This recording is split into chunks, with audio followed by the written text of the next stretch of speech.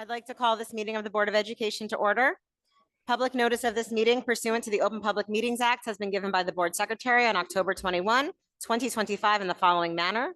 Posted notice on the school bulletin board at the Administration Building, transmitted to the Courier Post, Philadelphia Inquirer, and the Clerk of Cherry Hill Township. Please rise and join me in saying the Pledge of Allegiance. I pledge allegiance to the flag of the United States of America, and to the republic for which it stands, one nation, justice for all. Mr. Schimpf, can you please call the roll?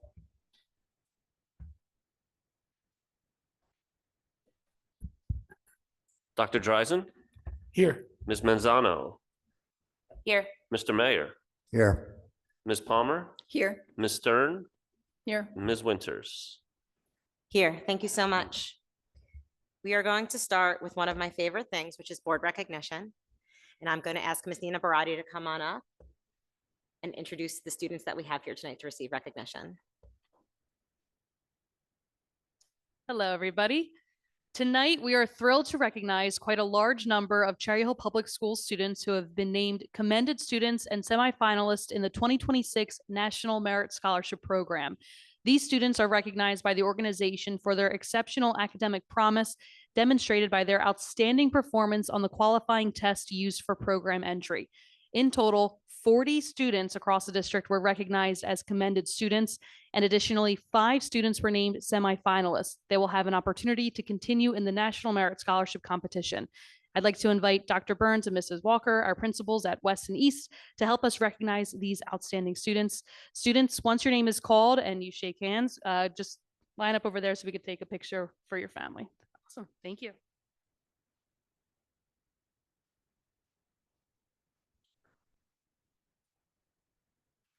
All right, so Ms. Walker and myself we offer congratulations to East and West students who have achieved this fine honor. It's our honor and privilege to read the names. First up is Henry Anthony.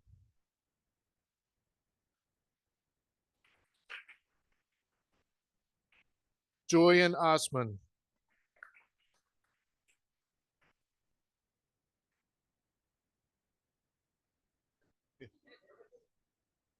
Take my hand. All right. Thank you. Oh, geez. Yeah, I'm taking him back taking him back. Adam Awad. Braden Barkley.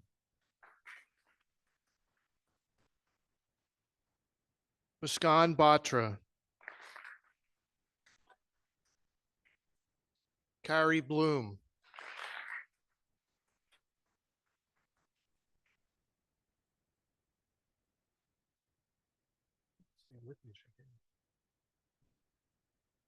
Daniel Cesare.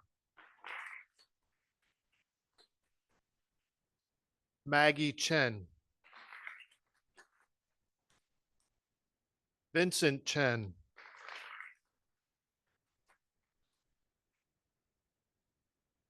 Annika Chintapali. Ian Dimpter.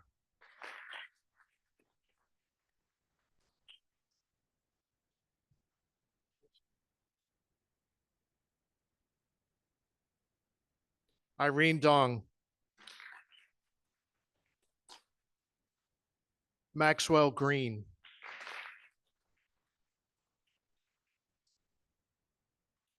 Jessica Huang.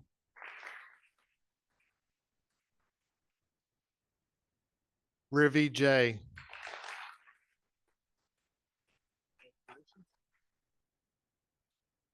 Kevin G.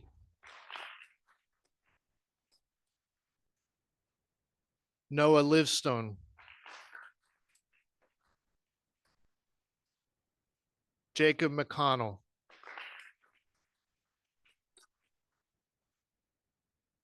Brianna Mankiti. Colin Moore.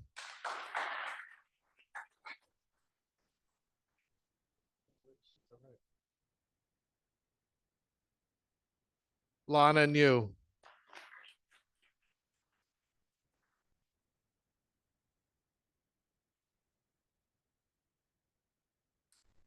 All right. Mr. Burns and I, we didn't divide them up by east and west. We just took a pile. So this is my share. Holden Page. Isaac Paniker. Gina Park. Sangwon Park. Samuel Pataki.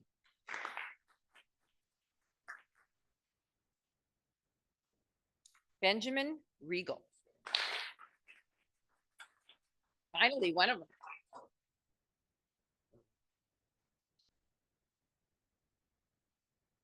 Selena Wren.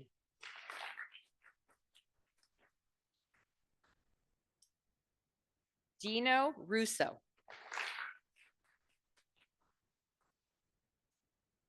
Landon Schuster.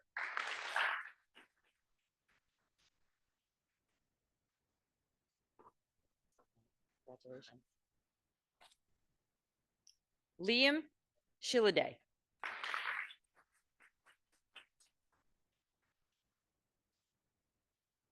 Nicole Shoele.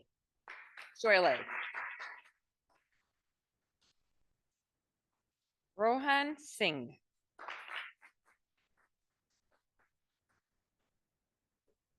Nico Spatucci. Nathan Yee. Naresh Raghav Basudan.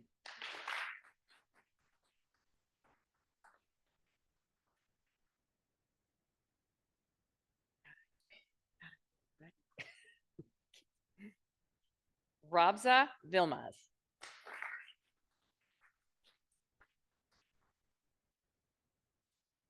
Kaylee Voon.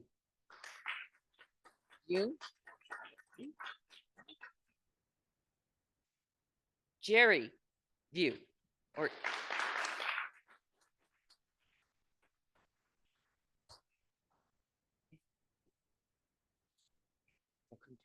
so it's Jerry Yu. I couldn't tell on the font. Congratulations. Thank you. Selena 1.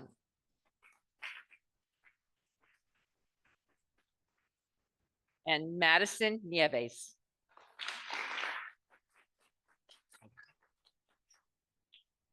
So we're going to go on to the semifinalists now. And we have 5. Samuel Kronk.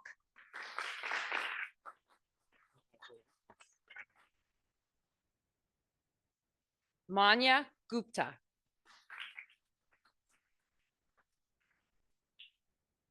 And Max Kukatka.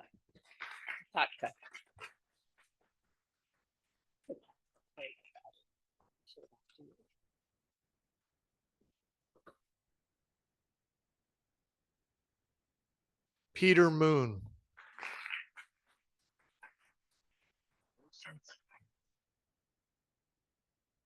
And Ronak Pathak.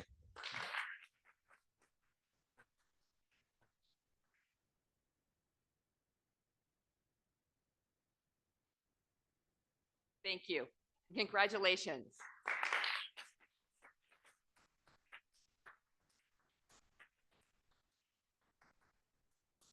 Thank you so much. Congratulations to all of our students for their achievements. Don't go away. We have to take a picture.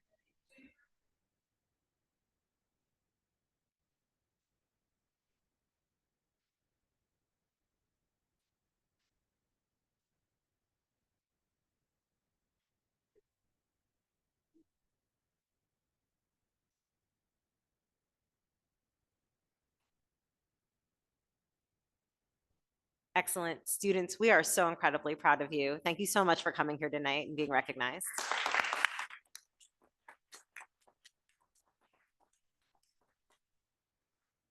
Now, we invite you to stay for the rest of this riveting meeting, or we know you all have homework to do, so you are welcome to leave and get on with your evening.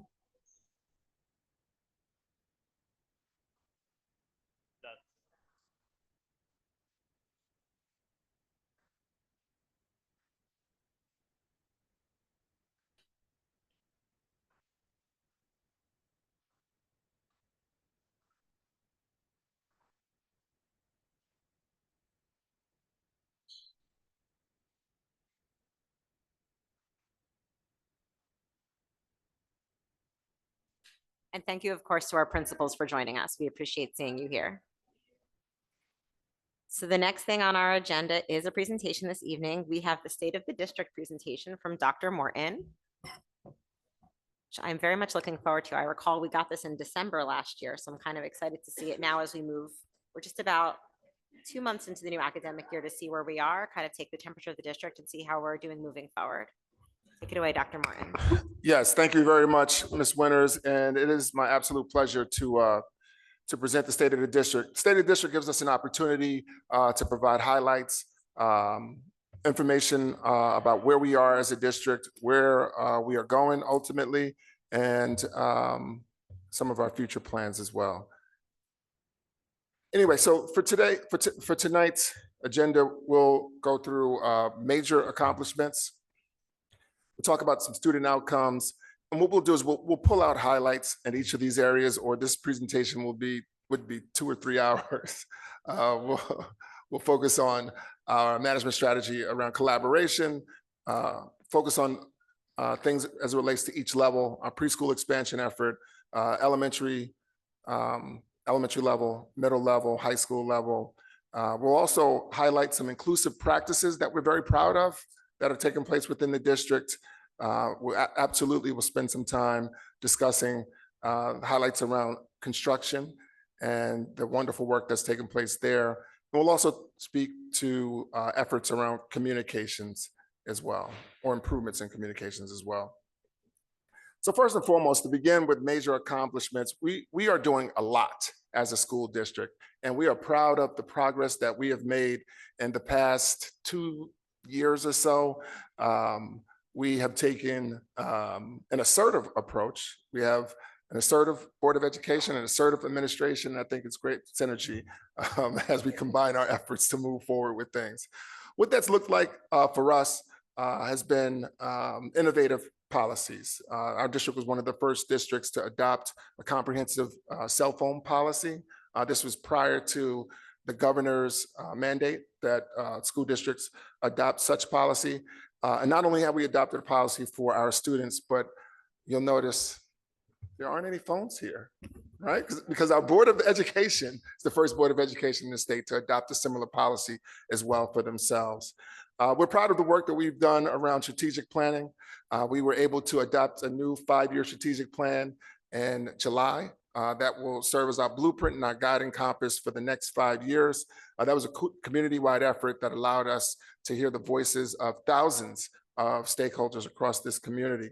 As part of that strategic plan, we also adopted what we call a portrait of a graduate, which are the clear characteristics that we hope for our students to be able to attain as they progress throughout the system, our system with us. Most importantly, these are the attributes that we believe are important for our students as they move into whatever post-secondary pursuits that they seek to obtain. As it relates to academic excellence, we've adopted new curriculum in ELA and mathematics at the elementary level. I mentioned preschool expansion. We'll talk about that a bit more just in a few minutes. There's been a concerted effort on providing greater opportunities around our advanced placement program. We want as many students as possible to have an opportunity to benefit there. And we are absolutely excited about a new partnership that we have with Rutgers University to create a College Now program. Yes, Mr. Clap for that. We believe that would be revolutionary for our students. We truly believe in student engagement and student leadership. This is fertile ground for our students to begin to dig their roots and learn the tenets of excellent leadership. And you'll see that this is something that we prioritize across the district, particularly at the secondary level, as reflected in our student board reps who are here this evening. Also, just one thing to highlight that may not be as obvious, we have a Superintendent Student Advisory Council, kids that I work directly with to produce leadership-based efforts that will benefit or that do benefit our community. Additionally, our facilities enhancements we'll discuss in a bit. We call it Cherry Hill tomorrow when we're going into the process. I guess it's Cherry Hill today and Cherry Hill tomorrow as well, because we see the results right before our eyes. As it relates to community engagement, we have taken a concerted effort, and there's a dedicated focus in engaging more with our community. I'll talk about it more as we go through this presentation, but we absolutely, as an administration, as a board, want to engage closely with the community, hear from the community, and respond based upon the feedback that we receive. One of those things that that we'll see has to do with the expansion of our before and after care programs, as well as a district ambassadors model that we've implemented as well. Unquestionably, we're grounded, I believe, in inclusive opportunities. We believe that it is essential and important for all of our students to have a sense of belonging. Some of those opportunities around inclusivity have included the transition of the Coles Alternative High School program from this building here, which sort of served as a bit of an island for those children, to moving them to High School East, where they truly have flourished. It's been outstanding to see the opportunities that have availed themselves to the children as they've been connected to one of our largest high school. Our mathematic pathways have been expansive. I'll just speak about enrollment, or actually speaking about courses that are running in a second as well. But our mathematics pathways are ones that we've implemented to provide greater relevance, greater connection as well for our children.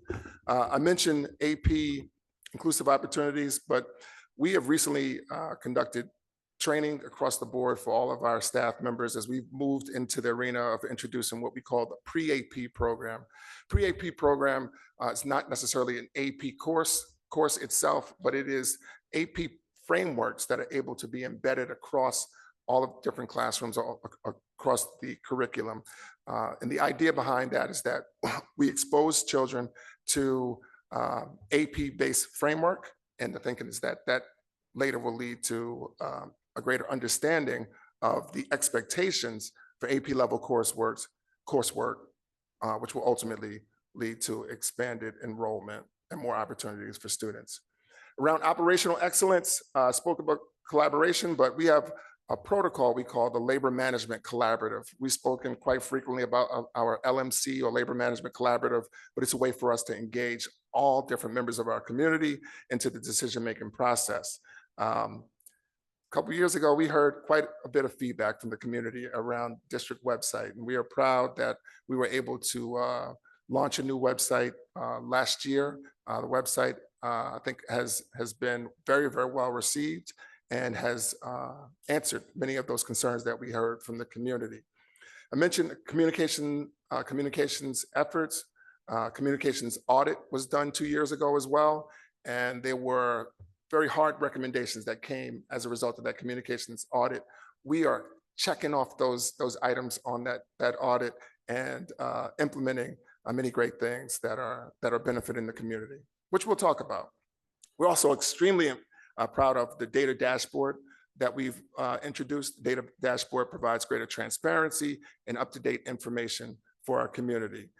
We are a proud member of the League of Innovative Schools, which is a network of progressive, innovative thinking schools across this country, where we have an opportunity to interact with thought leaders across the country to bring great innovations to our district as well. I mentioned preschool expansion. We have 500 plus students enrolled in our preschool program. We've received nearly $10 million. It's been awarded to the district and funding to put forth that effort for our community. Then just to jump into some specifics. So student outcomes, a few highlights. In 2025, our district was able to experience 100% of our students enrolled in our schools graduate, which was what we aim for.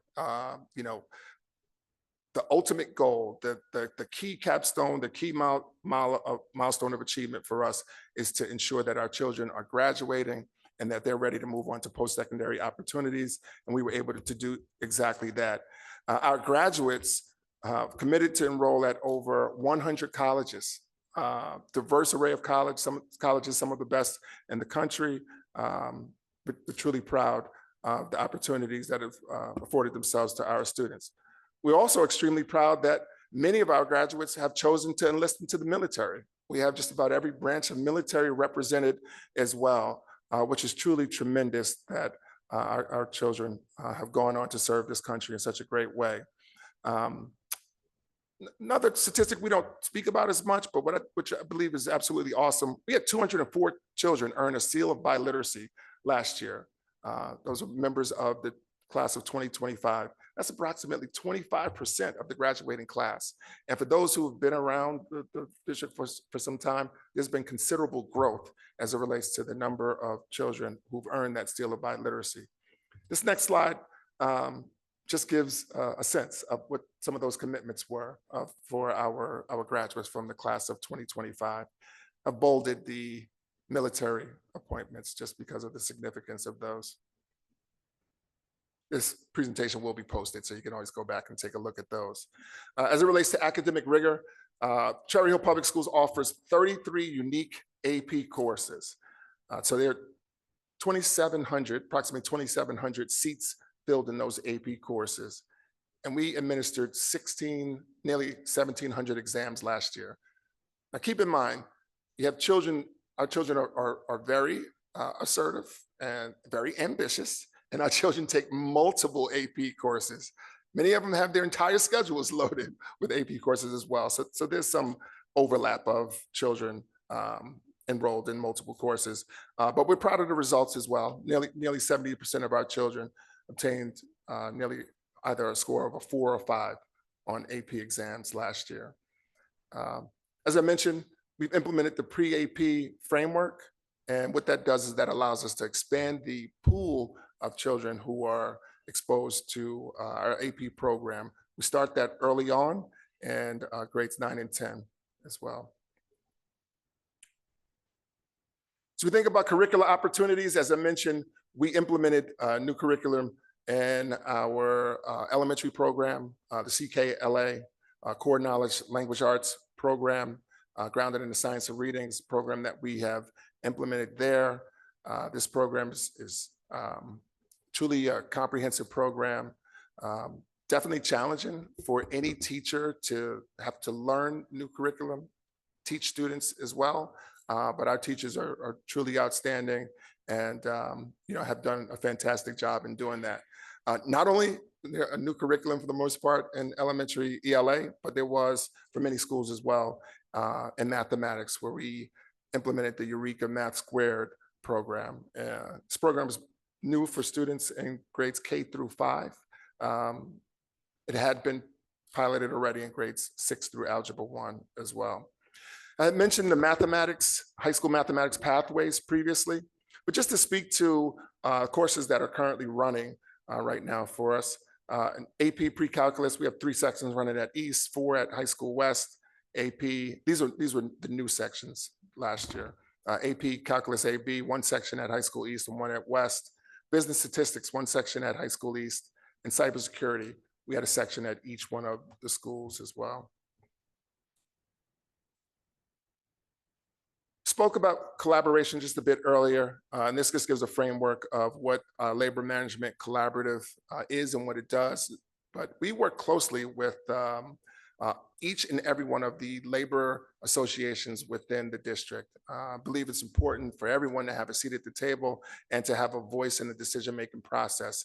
And in doing so, we've involved our Board of Education in that process as well. We have Ms. Winters and Ms. Palmer as well, who take part in our steering committee, and they've had an opportunity to get a bird's eye view and into the decision-making process and into the structure that exists there. We've had many successes, I believe, as a result of our collaborative efforts. This quote right here is a quote of mine. Collaboration is about a commitment to this idea that we're going to work together. But it does not mean that we're perfect, and it does not mean that we get everything correct, but we're committed to finding the best answers for our organization across the board. Our district goals reflect our commitment to collaboration. We believe that collaboration fosters greater staff wellness. Some evidences of, or some highlights of our efforts has to do with school calendar. As much as you love the school calendar, Ms. Winters, I'm sure you don't want to have another revision of the school calendar, but it's important work to have those who are impacted by something as we might consider mundane as the calendar, those impacted by that, to have an opportunity to provide pertinent feedback and to affect the decision-making process rather. District-wide, we have what we call LMC teams at every building. So every building has their own individual team. We also have teams at a team that comes together at the district level as well. We believe it's important for each individual building to have their own voice and to have their own decision-making process that exists. Last year, we were very proud to serve as a regional hub site for an LMC conference. We held that right at the Camden County Regional Center on 70 and Springdale Road. You see in this picture, this is myself addressing the group. And right here is Ms. Winters, who led a session as well. I think Ms. Palmer, you were a part of that as well last year. But we were able to see individuals from all different districts come to learn with us and learn from us as we engage in this collaborative journey. The tremendous growth opportunities, and I believe that these collaborative efforts help to create the conditions of success, right? Conditions. Something that we're extremely proud of as well, successful contract negotiations that our board was able to engage in with our employees. For me, that communicates value, it communicates worth, it communicates that we're here to work with you. CHASA, that's our Administrators Association, our Campus Police, self-explanatory, and CHEA, those are our teachers, secretaries, and other support staff as well. I'd be remiss if I did not mention our board also approves a 1.5 injection into our salary guide to support our salaries and to bolster our salaries and to get them into a respectable place. That was done outside of negotiations, and that was something that was unheard of, truly unheard of, and something I think that needs to be consistently discussed and highlighted. Truly a great sign of support for our wonderful faculty.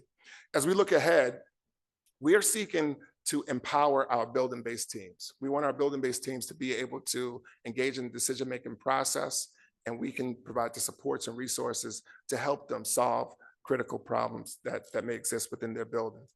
The New Jersey School Climate Improvement platform allows us to survey our faculty, staff, and our community to get critical feedback about what individuals are experiencing, but that also provides a framework for us for moving forward.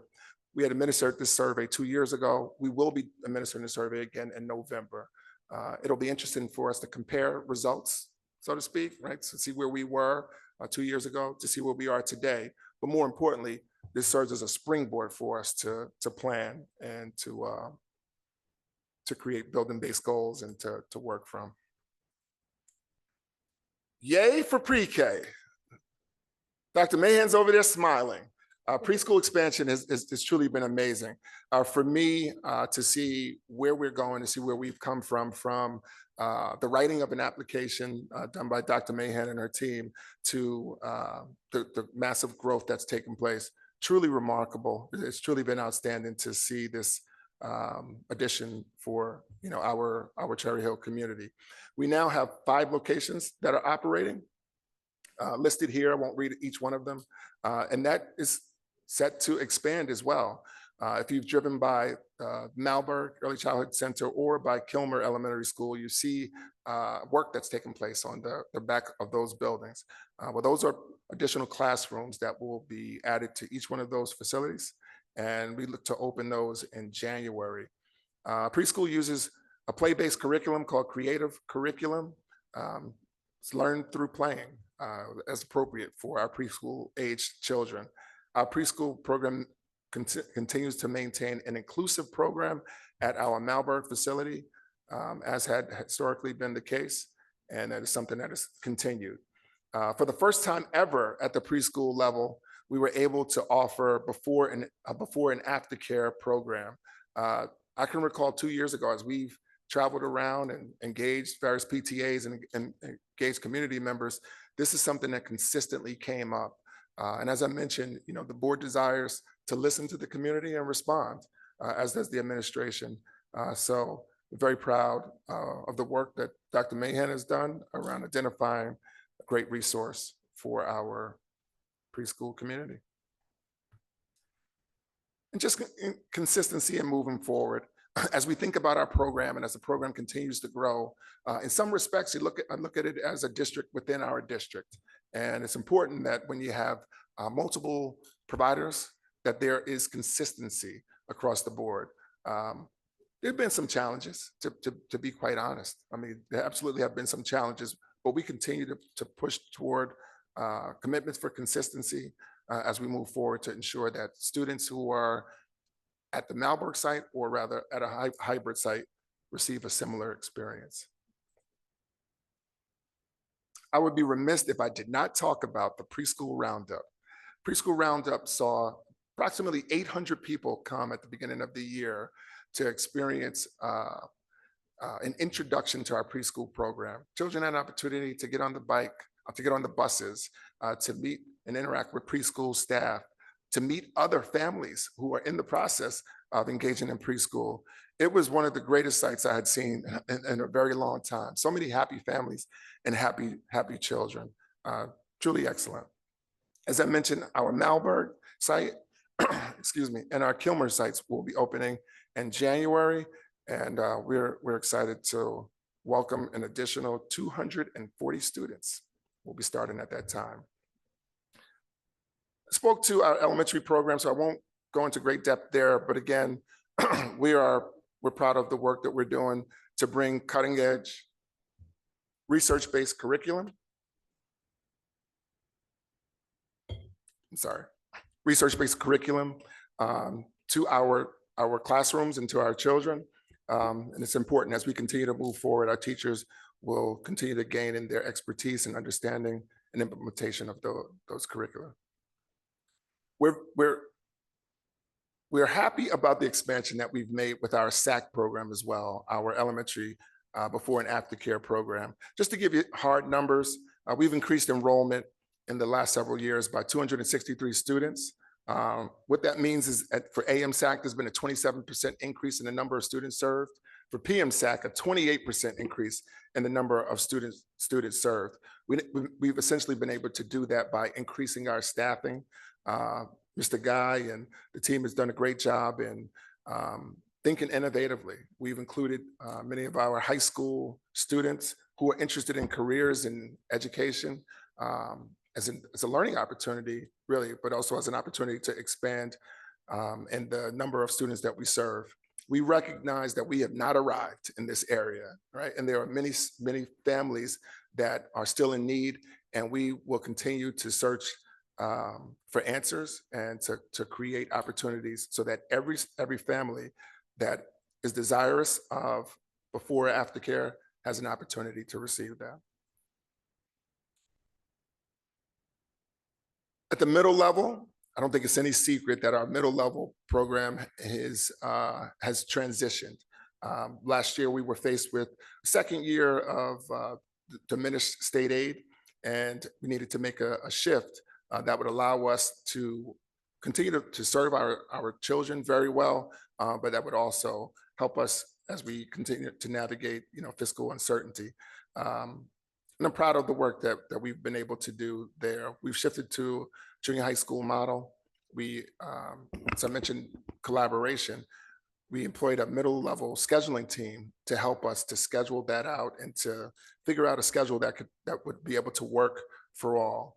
Our What I Need period, it's a period at the end of the day that has provided great opportunities for expansion of our music and chorus, orchestra, and band program. It's also provided some flexibility in terms of scheduling opportunities for additional support and focused intervention and things along those lines as well.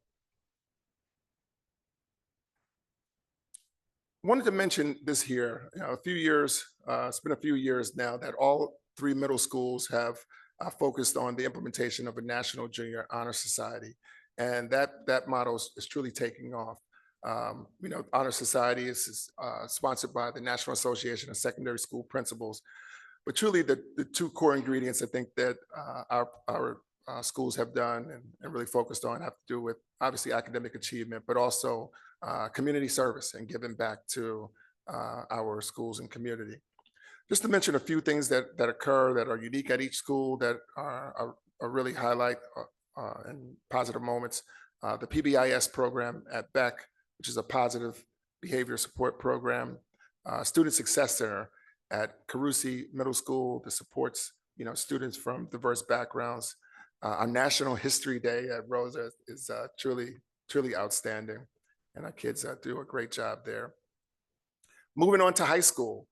So we have several opportunities for our children to be prepared for life beyond graduation.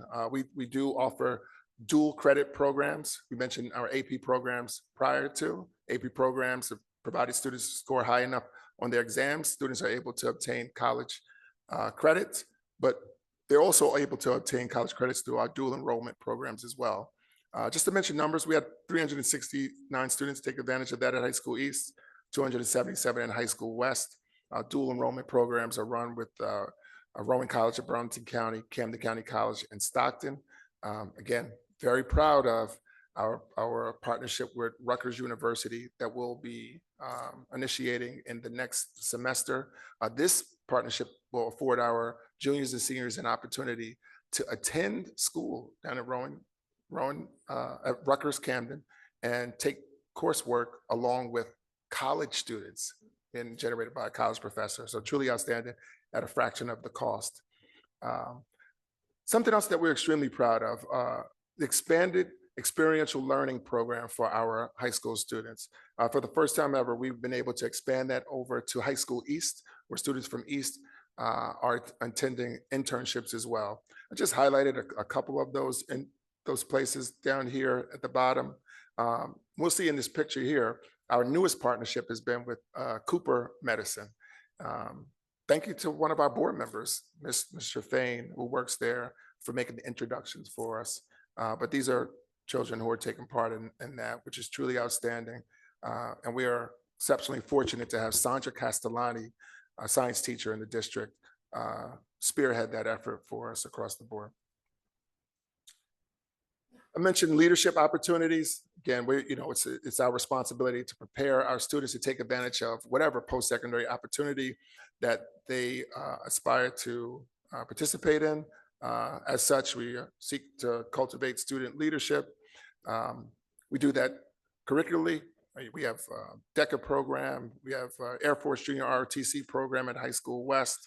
Our counselors at both schools are focused on college and career counseling and provide opportunities for families to get critical information. As I mentioned, last year we graduated all of our seniors. Our children were able to take advantages of great opportunities. There's a career day offered at least one of our high schools, which provides an opportunity for our kids to learn from industry professionals. Great day, great event.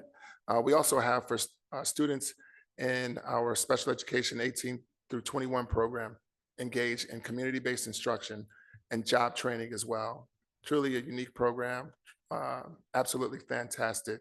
And it's one program I've been able to see up close and personal. Athletics, there's a lot here, folks. I told you that we were doing a lot. Athletics. I'm not sure if we realize, but more than half of our students at the secondary level participate in an athletic or intramural team, right? So we have nearly 5,800 kids at the secondary level, and more than half participate in athletic program. We had 191 all-conference athletes last year. 68 kids went on to play college sports. It's too numerous to name, so I'm not going to name each individual team and the championships, but we've had several championship teams, several recognized coaches. I'm most proud of, though, our unified sports and this inclusive opportunity and expansion that's taken place. We have the Unified Bowling Club. And for those who don't know, unified means we have students with disabilities along with students who are general education students competing on one team. And it's a truly mutually beneficial opportunity. We've had a unified track program for many years now. Something we may not know, and as an individual, as a former athlete myself, one of the greatest things that comes about as a result of athletics are the things that you learn that you take with you that can be applied across various sectors of life. Most recently, there was an athletics leadership conference that took place that saw former athletes in the district interact with the children. You know, that guy there, myself, I'm not sure if everyone knows, but Miss Mallory was a college athlete at LaSalle University. And Dr. Mahan was a fierce athlete as well at Monmouth University. We were happy to be joined by our mayor, wonderful mayor, David Fleischer as well, but truly a great event where we focused on building the leadership capacity of our athletes. There's an intentional effort as it relates in this regard as well. There's other opportunities for our students to engage in leadership growth. I can recall speaking with Mr. Burrell, our athletic director, about this many years ago, and it's just great to see it all in full fruition. There's a Positive Coaching Alliance, captain's luncheon that takes place multiple times a year. We run an Athletes Against Bullying Club, and our coaches are engaged in seasonal coaches meetings as well. Again, it's important that we maintain inclusivity and inclusive practices. You know, as a matter of fact, our schools, our students are different. You know, we want to ensure that we recognize everyone and that that everyone has a place in our buildings and in our school district. Belonging is essential for us, critically important for us, and it's something that we'll fight for, and we'll make sure that occurs. And here are some of the great things that are happening. Truly amazing work that's being done by Miss Mallory and the special education team. But we have Best Buddies program in the middle, the high school level. Star Games is an annual favorite for everyone who attends. Spoke to our unified sports program. There may not be as much knowledge, but we run adaptive physical education courses at our high school level. Adaptive physical education, similar to unified, it means you have gen ed kids along with our special education kids in the same class where they have an opportunity to interact in many positive ways. We've expanded that to include a unified art course as well, which is absolutely amazing. Now on to the great stuff. Construction has been vast and it's been expansive. We most recently did a ribbon cutting for our all-purpose schools. We've had 6 new all-purpose schools that have truly been remarkable for each one of these school communities listed here. There are new playgrounds that are being installed across the district. A great site work improvement that's taking place. You see a new APR in this picture here, and site work, I believe this is Malberg? I believe so. Recent projects include vestibule work and front entrance facade work at Beck Middle School, the High School West Stadium, where the high school annual East-West game was held. You know, is that great ADA accessibility work done there. Rosa Middle School is under massive renovation. It's a multi-phase project that's seen some of that project come to fruition, and others are continuing. Same with Carusi. Carusi is a complete and total overhaul and renovation. And again, I mentioned our preschool classroom additions at Kilmer and Malberg. Just to show a few pictures. I've learned more about construction in the past few years than I believe that I've ever bargained to know. But these are pictures of obviously Carusi before. We'll be looking forward to those after pictures. These wings used to be occupied by kids during the school day. They now are taking their coursework here. These are our temporary classroom units, which appear to be a favorite over at the Carusi facility, but the facilities team has done a great job in providing a seamless transition for our children while this construction takes place. I mentioned Rosa previously. Rosa has a large site gathering area being built in the back of the building here. That's taking place as we speak. This is the work that's taking place in the front of the building and the facade. There's been other internal work as well that has truly transformed the classrooms and hallways there. We mentioned playgrounds previously. This is an example, a picture of one of those playgrounds. But as we look forward, we'll be doing 4 additional security vestibules. I believe that work will take place this summer. The Carusi renovation is ongoing, as is the Rosa renovation. Beck will have the interior of that building. This summer renovations will begin, and additional site improvements are scheduled for the schools listed here. It's another beautiful playground. But just to speak to additional projects that would take place, high school East and West auditoriums will be completely renovated and upgraded. I believe East is scheduled to begin this school year, right? In April, Mr. Schimpf? Absolutely. So that will be amazing to see that high school East facility, which is long overdue. It's a brand new auditorium and space for our community. Both high schools will have their gymnasiums upgraded as it relates to the HVAC system. Both high schools have elevator work being done, and playgrounds at both Stockton and Mann will be enhanced. Communications, the work here has been robust. We really taken to heart much of the feedback that we have received around communications. I mentioned the new website that we had launched, but as we've attempted to engage our community in better ways and more transparent ways, Ms. Barati, who joined the district last year, has done a fantastic job. She's brought her outstanding production and editing skills. And as I've asked her, Ms. Barati, you have to just make me look good in all these videos. She's done just that. Hey, interesting statistic, this number here, 1 million. From January 1st to today, our district has accumulated over 1 million views on our Facebook content. Truly outstanding.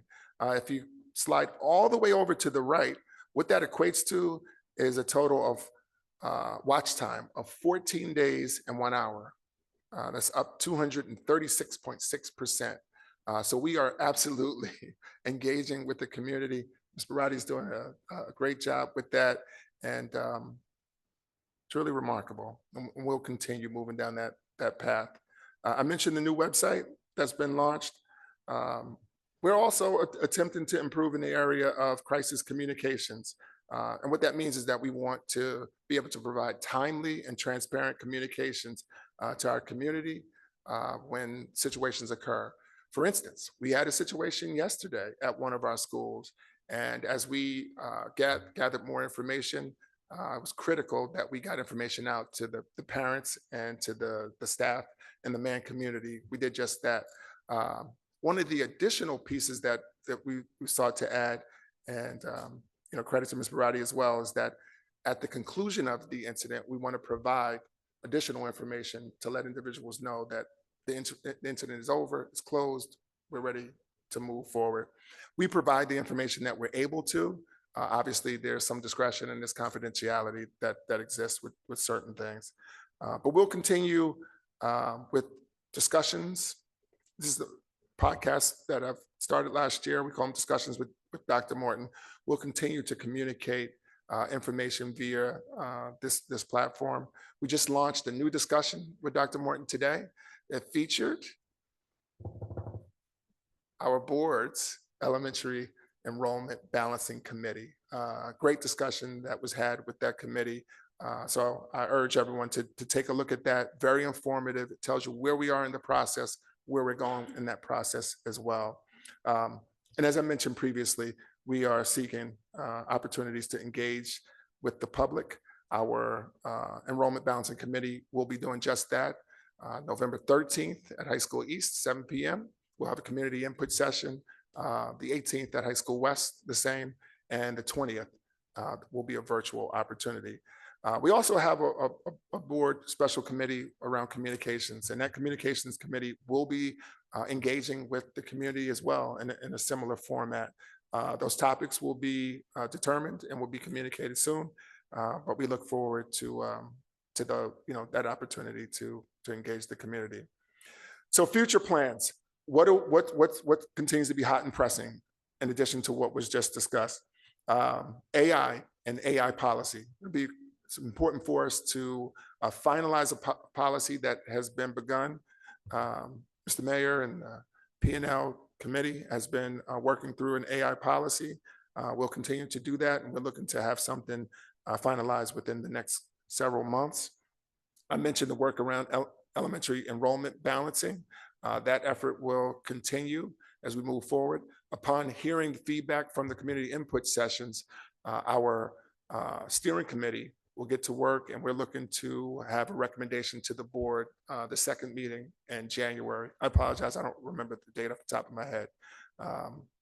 And from there'll be continued discussions that will take place. The board will engage in discussion.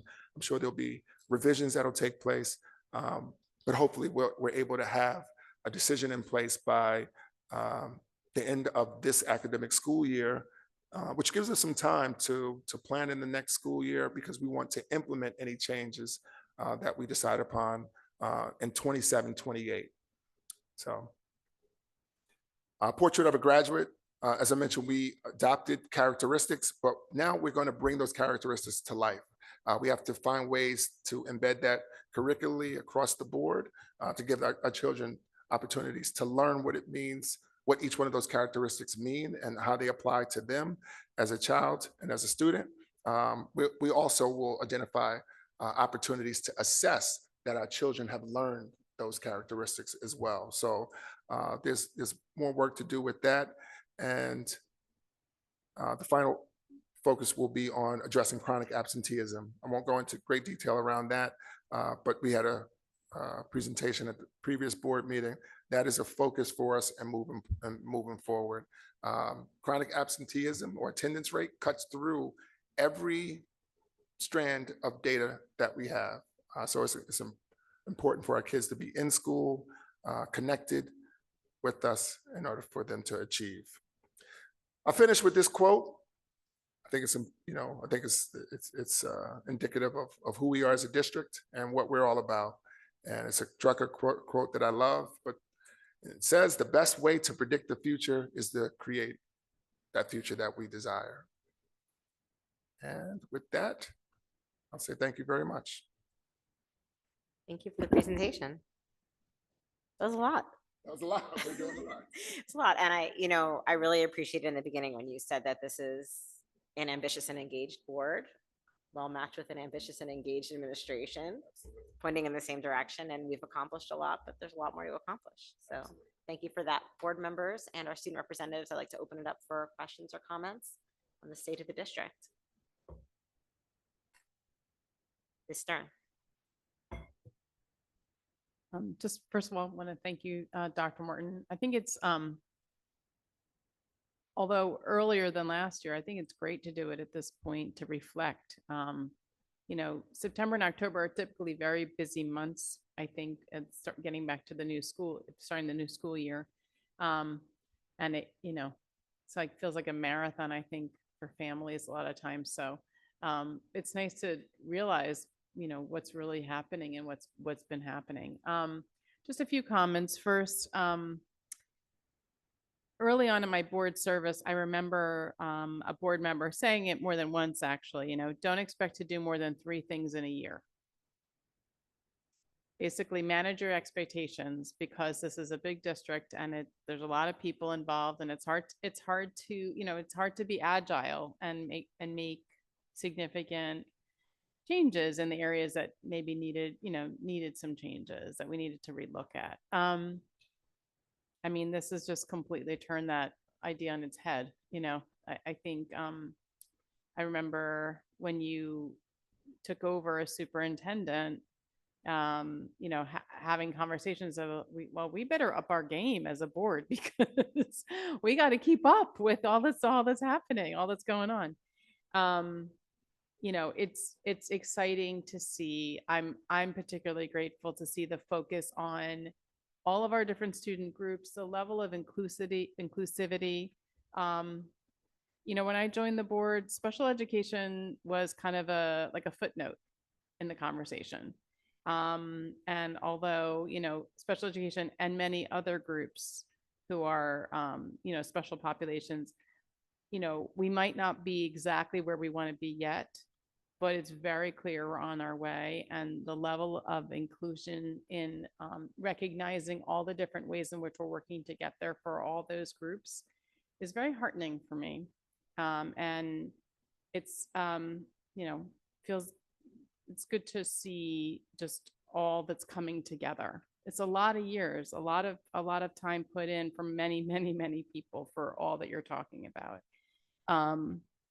Honestly, I feel really like it's very, I have a lot of pride in being on this board to see all that's happening here. And I want to thank you and your entire team, to be clear, and all the people who support your team in the community as well. Thank you. Thank you.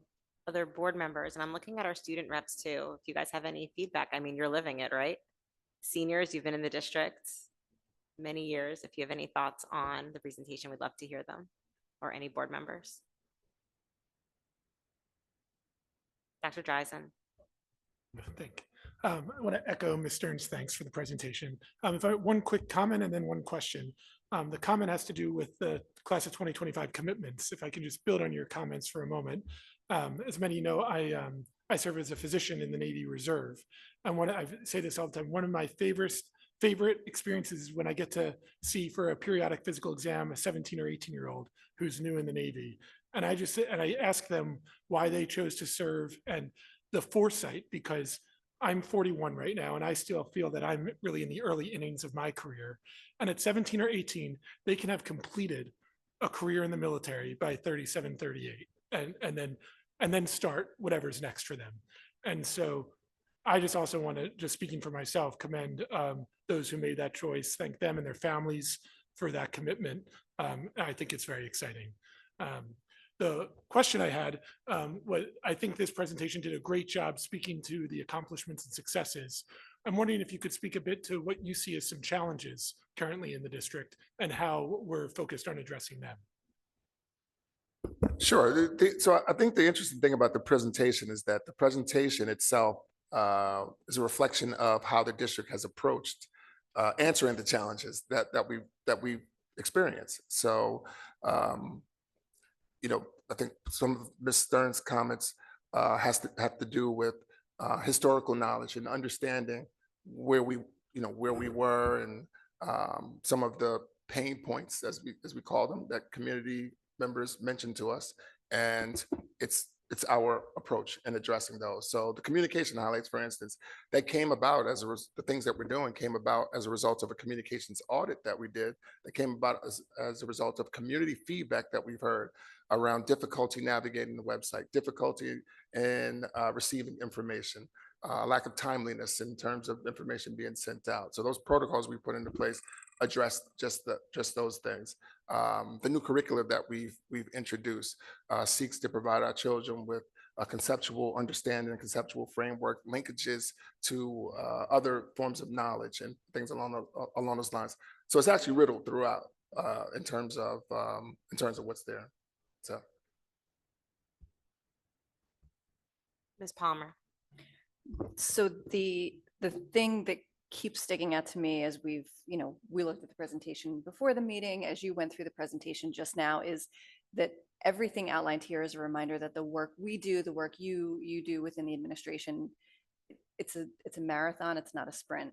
And I think so often, we ourselves, the community, it's just our culture these days. We like instant gratification, but implementation of a new curriculum, our investments in preschool, right? The bond work, these are not things that happen and come together overnight, but they are incredibly important. And it may not on the surface look like a lot, our work with LMC, it may not look like a lot. Members of the community may not see every step of the way. And you don't appreciate it often until you get to the end.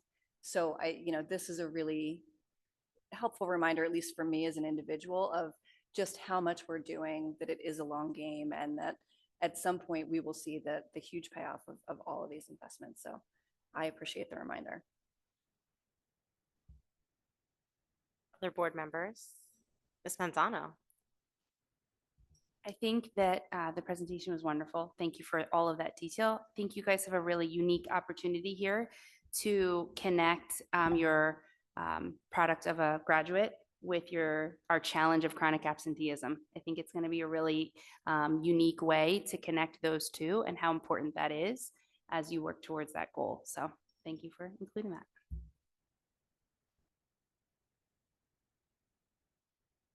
All right, High School West. We just wanted to thank you for the presentation. We love to see all these like new additions and changes, especially like living through it. We wish we were to like stay a bit more to see them, but it's okay. We know these future students are gonna have a great time. I just wanted to say what like stood out to me, especially like as AP students, we think it's great to like recognize the pre-AP program. It's honestly like an amazing way to give students like an introduction of like hard courses. I just want to recognize it. And it's also just great to see like all these changes in construction like come to life. Like I remember even in the summer we were talking about it, and now like it's already here. So it's just like great. And we just we especially like even at West, we thank you guys for like dividing attention to like our field, because I know you guys make like a million implementations every day, but like it really adds up to a lot. So we just thank you guys. And yeah, we're thankful for like the unlimited opportunities. And I wanted to say I really appreciate how you brought up the different paths that graduates are taking after high school, because I know a lot of people are not just going to college or going to trade schools or going to the military. And I'm really admiring, especially this year, I didn't realize how much our guidance counselors are so hands-on with us. But like as soon as we became seniors, even at the end of last year, they helped us so much with the Common App, with Naviance, all that stuff, which I wouldn't have like known where to start if it was not up for them, and up to all of our like programs, like the STARS program and Rutgers Camden program, which I'm really happy about that we started. So yeah, thank you for talking about that. That's a lot. Thank you. We love to hear from the student perspective because it's different for us as parents. We have, among the board members, we have kids in all different levels, but you guys are there every day, and to see the way that the things that we talk about and dream up, how it actually impacts you on the regular, that's really impactful and important for us to know and understand. That's why you guys are here as student representatives to the board. High School East.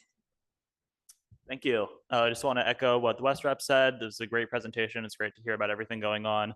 I also just want to echo, especially something we've noticed at East, all the bond projects, all the construction going on. The new stadium was completed last year. It's been amazing. All of the games we're able to have, it's completely changed everything socially at East. We are all very, very excited for the auditorium renovations. We are very glad that that is happening soon, although we will be gone before it's done, but I'm excited for everyone to come after. And yeah, just thank you for getting all of this stuff done. It's great.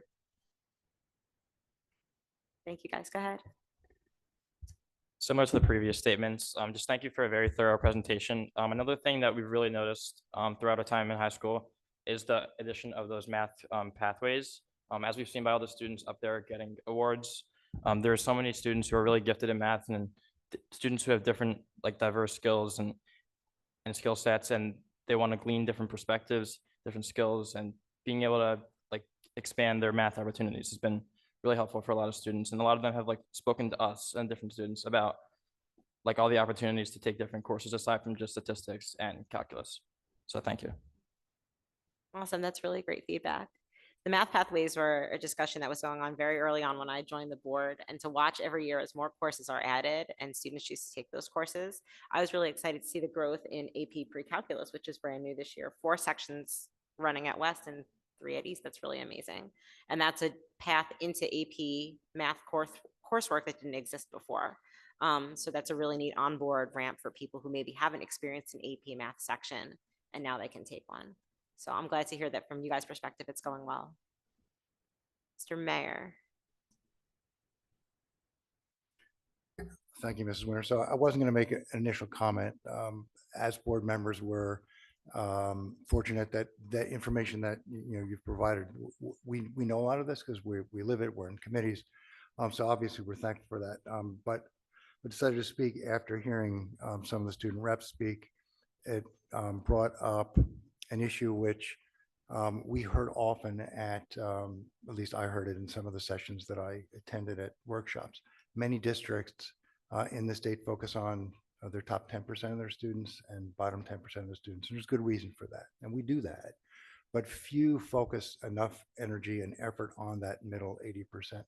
And while that statistic didn't scream out specifically, so much of what you have just talked about in opportunities across the board, both inside the classroom and outside the classroom, um, exemplify just that, that the district gets it.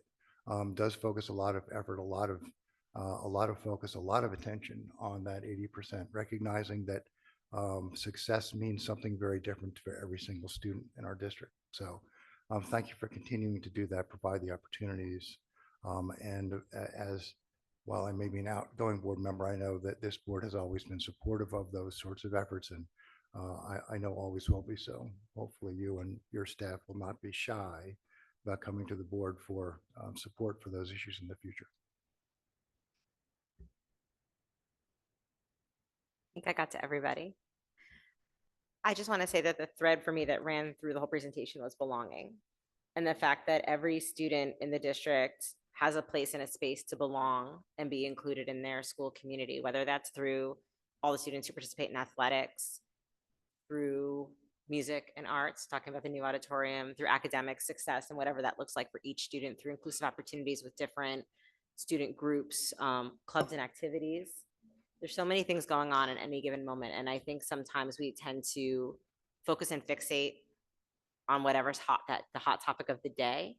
But it's nice once a year to take the lens back and look at the district as a whole to see how we're moving forward in some of the larger challenges, to Ms. Palmer's point, that are not easy to solve and that take years to solve, but that we are making progress. And I think it's just really wonderful that you brought this to us. So thank you so much for the information tonight. We really appreciate it.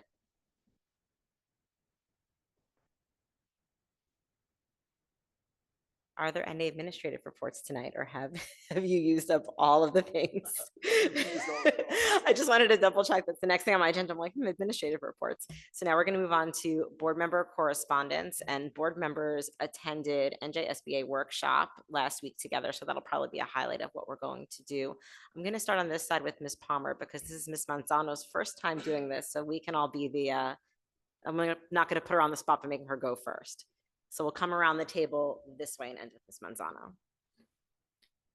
Okay, so as Mrs. Winters stated, a number of us were at the New Jersey School Boards Association workshop last weekend. I focused the majority of my time in sessions about board member ethics, especially I thought that was really important in this, my first year as a member. AI in schools, which, you know, we've talked about a number of times, and then special education, especially around really building inclusion in the district, and a focus on transitions. And Miss Mallory and I actually ended up in a few sessions together, you know, coincidentally, but it was really valuable. The other thing I wanted to mention was last Thursday, I attended the first meeting of the school year of the Cherry Hill Fair Funding Committee. And Dr. Morton's presentation was actually a great reminder of why our fair share of state funding is so important, because for anyone who doesn't understand, part of the reason that we needed to pass the largest bond referendum in state history is because Cherry Hill has historically been so underfunded by the state of New Jersey.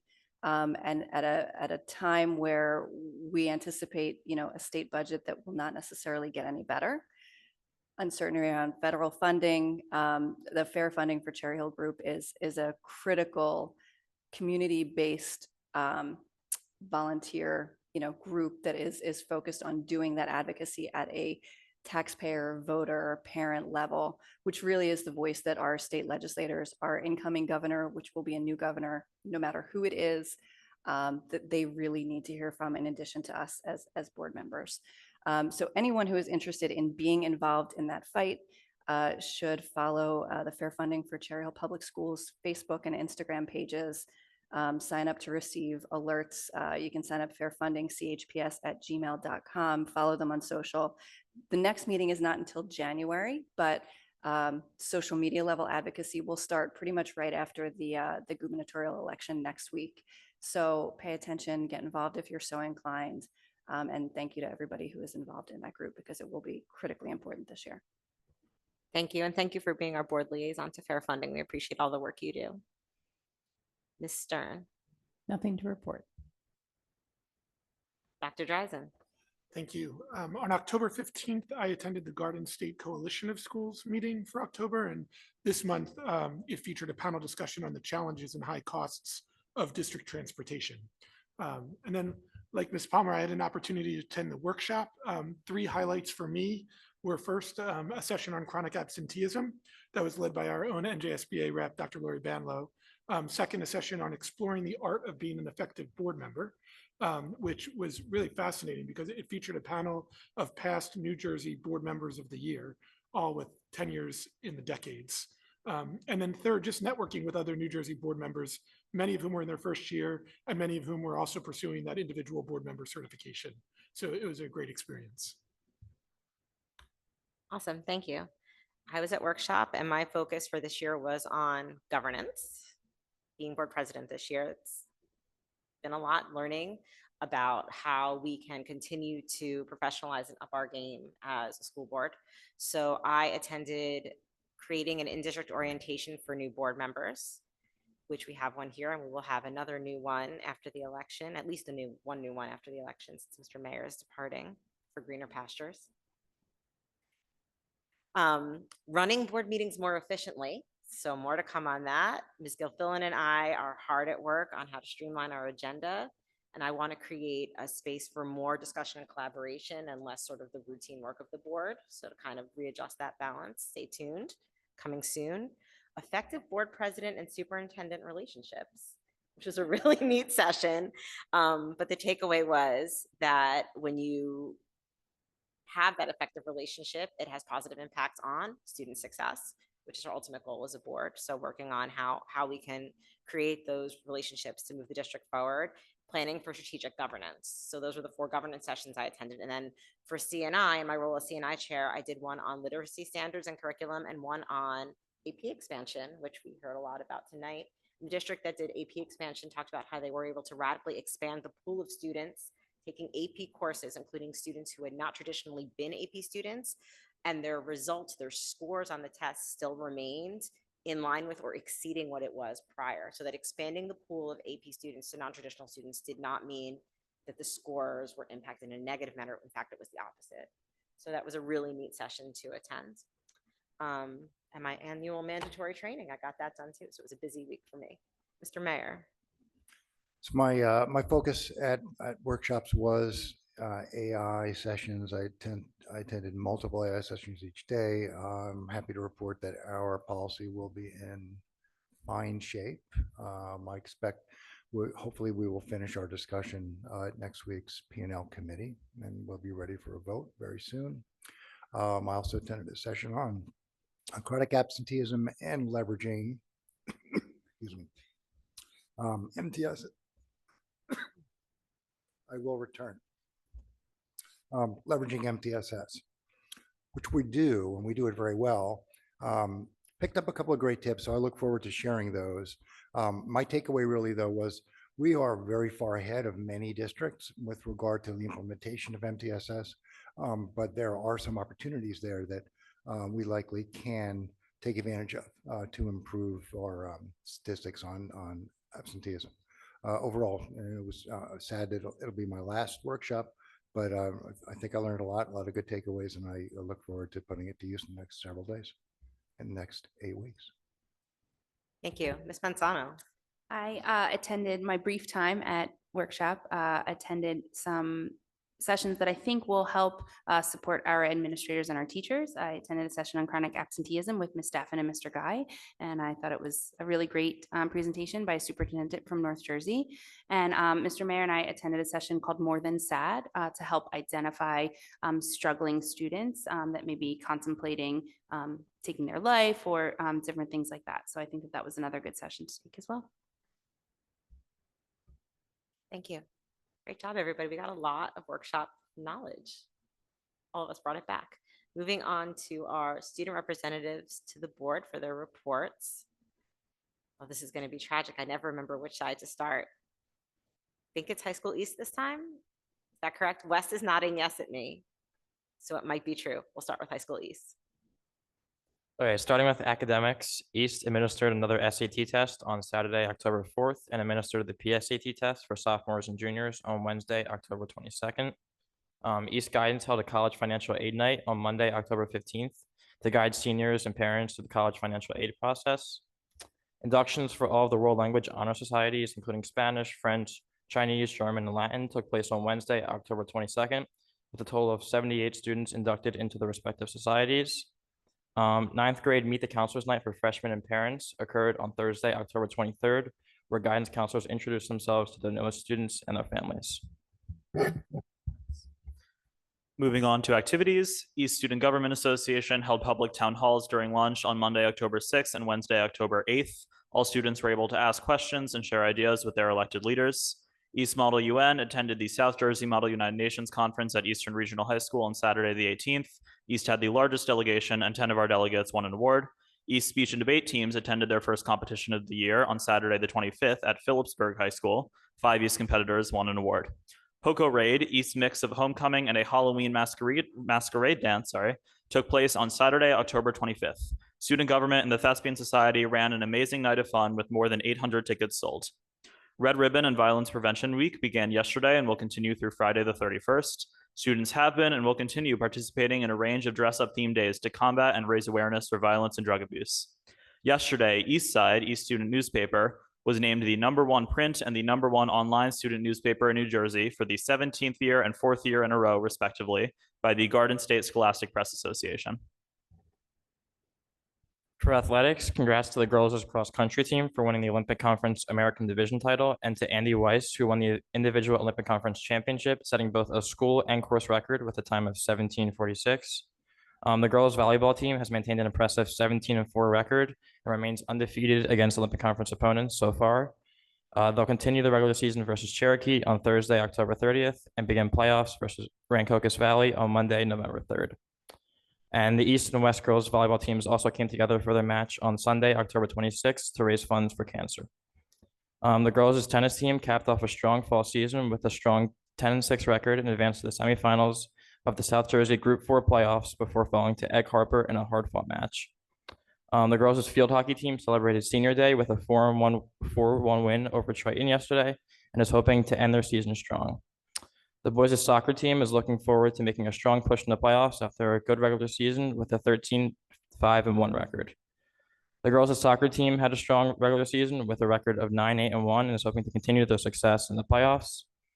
The football team completed a 9-0 undefeated regular season and captured back-to-back Memorial Division championships.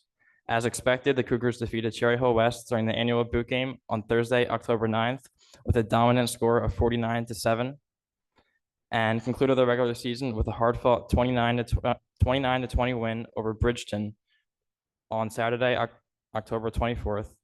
And East will host Toms River North in the first round of the playoffs on Friday, October 31st at 6 p.m. And to encapsulate the successes of our athletes, cheerleaders, marching band, and color guard throughout the season, East held its first pep rally of the year on Friday, October 24th. Congrats to all of our fall sports athletes. And finally, with arts, Fast Food, East's first theater production of the year, was held on Friday, October 3rd. The underclassmen cast and upperclassmen directors and managers all did an amazing job. Auditions for the winter play, Dracula, a comedic thriller, were held on Saturday the 4th. The show is a new take on the classic story, featuring a group of characters from classic novels teaming up to stop Dracula before he devours all of London. Tickets are on sale now, and the show will be on December 11th through December 14th. Make sure to buy your tickets. On Thursday, October 9th, during lunch, the U.S. Navy Commodore's Jazz Band visited East. All students involved in the music program had the opportunity to hear one of the best jazz bands in the country and participate in a Q&A about musical careers in the military. Tomorrow night will be East's fall preview concert at 7 p.m. This concert will have all 16 music groups at East performing one number each. It's an amazing showcase of our music program, and it is always the biggest concert of the year. Admission is free, so come check it out. That's all from us. Thank you. That was a lot. Thank you. And thank you for the new information about East Side. I didn't realize that. That's really exciting. I mean, it's all very exciting, but it's always fun to hear something new. Moving on to High School West. Okay, so as our weather's starting to cool down, so are our routines. We're so excited for all of our new and upcoming events. So school updates. So happy Red Ribbon and Violence Protection Week. In support of this, the school hallways will be flooded with everyone dressed up, such as Sports Day, PJ Day, Purple Day, among others. Yearbook sales are currently open with a price of $95, so order yours today. We held our Hype Socks fundraiser to support school spirit this week. Additionally, Boograms will be sold October 23rd to 29th, a chance to send your friend a spooky surprise on Halloween. All of our underclassmen will be taking their photos on the 28th and 29th of October, and all grades are starting to prepare for our annual lip sync competition as the Spirit Week theme has been confirmed as cities. NHS made sure to visit health classrooms of 9th and 10th grade students to teach them about its 4 pillars. They also informed them of the helpful peer tutoring program.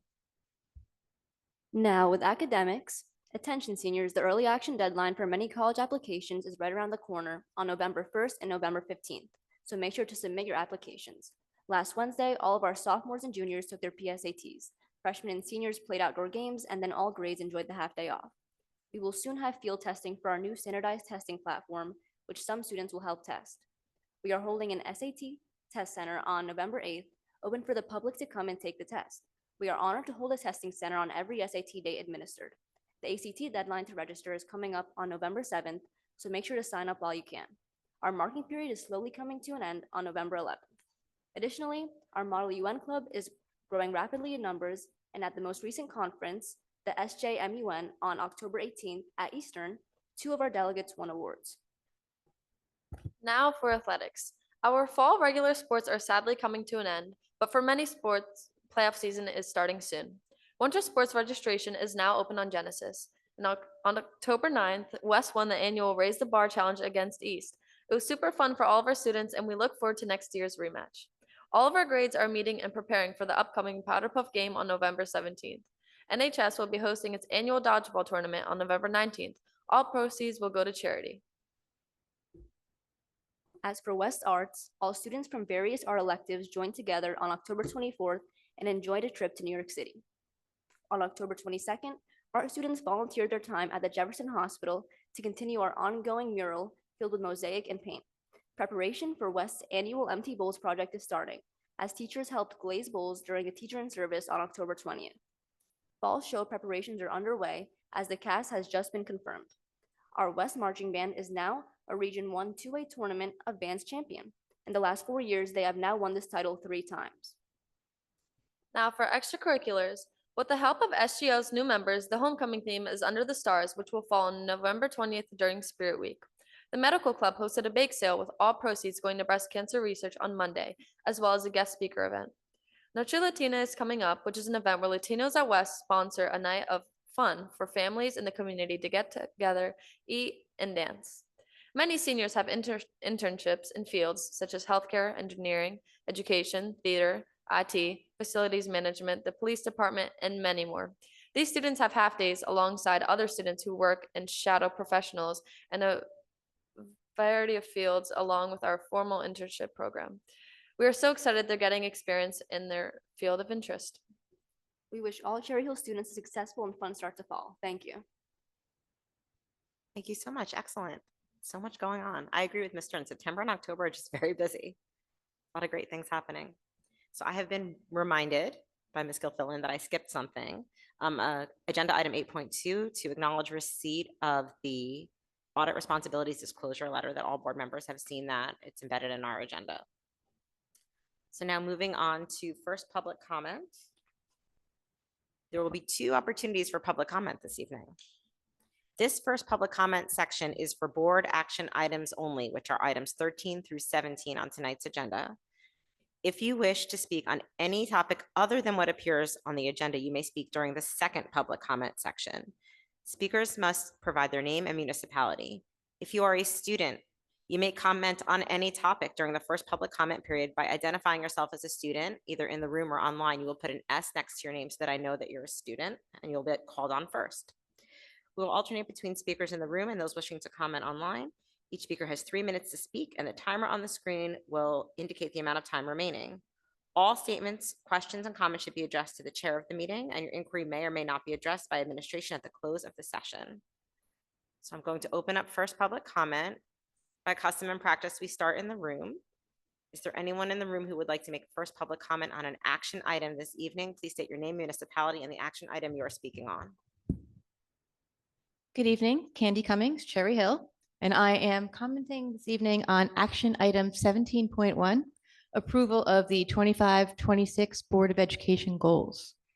And I want to start by saying that I really do support the intent behind goal number 3, which is community leadership. Having board members actively involved in our schools and community is just so important. Showing up, listening, and being visible builds trust and helps keep you connected to the people that you serve.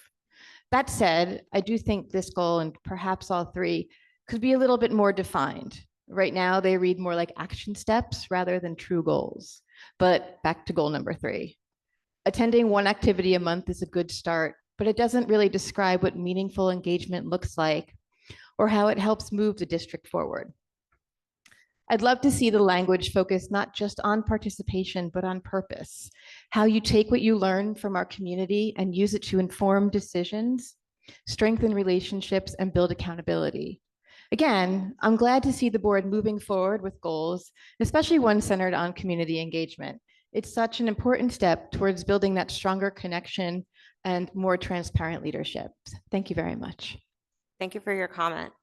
Going online, the first person is a caller with the phone number ending in 788. It's your turn. Please unmute. Give us your name, municipality, and the action item you're speaking on. My name is Jeff Podowitz. I live in Cherry Hill, New Jersey. It's 14.7 and 14.8. Approval of tuition contract agreement to receive a student placement for the 2025-2026 school year. And the other one supposedly is one student, but it gives you 2 different numbers. So is it, I don't know, is that one, is 14.8 one student or 2 students? Anyway, I'm going to say vote no. And why? Why? Because the tuition rates we're getting are not fair funding. This is an example. So what we're getting for the tuition rates are, and please look at the numbers, is $20,000 a student. That's not even close to the actual cost of a student in Cherry Hill. How much is that actual cost? Well, the actual cost is actually approximately $27,700, not 20. How do you know? Well, you could find it out by going to the 2025-2026 user-friendly budget summary. Just came out in October. All right? And if you look at 10, 15, 20, 24, which is actual, you'll see the amount of students we had was approximately 11,941, or about 12,000 students. You will actually, if you read, find out that the total budget, or the total amount of money we received was about $306 million, also found in this. When you do the math, you'll see that per student, based on that 12,000 number, it's $27,700, not $2,000. Simple. Just go to those numbers. Transparency. You can find these numbers online under the user-friendly budget and do the darn math. So for each one of these kids, whether it's 2 or 3, and it's unclear how many, we're short of about $28,000. And also, we don't know exactly anything about these students. And we don't know what the cost of these students will be, but if it's the average, it's $28,000, not 20.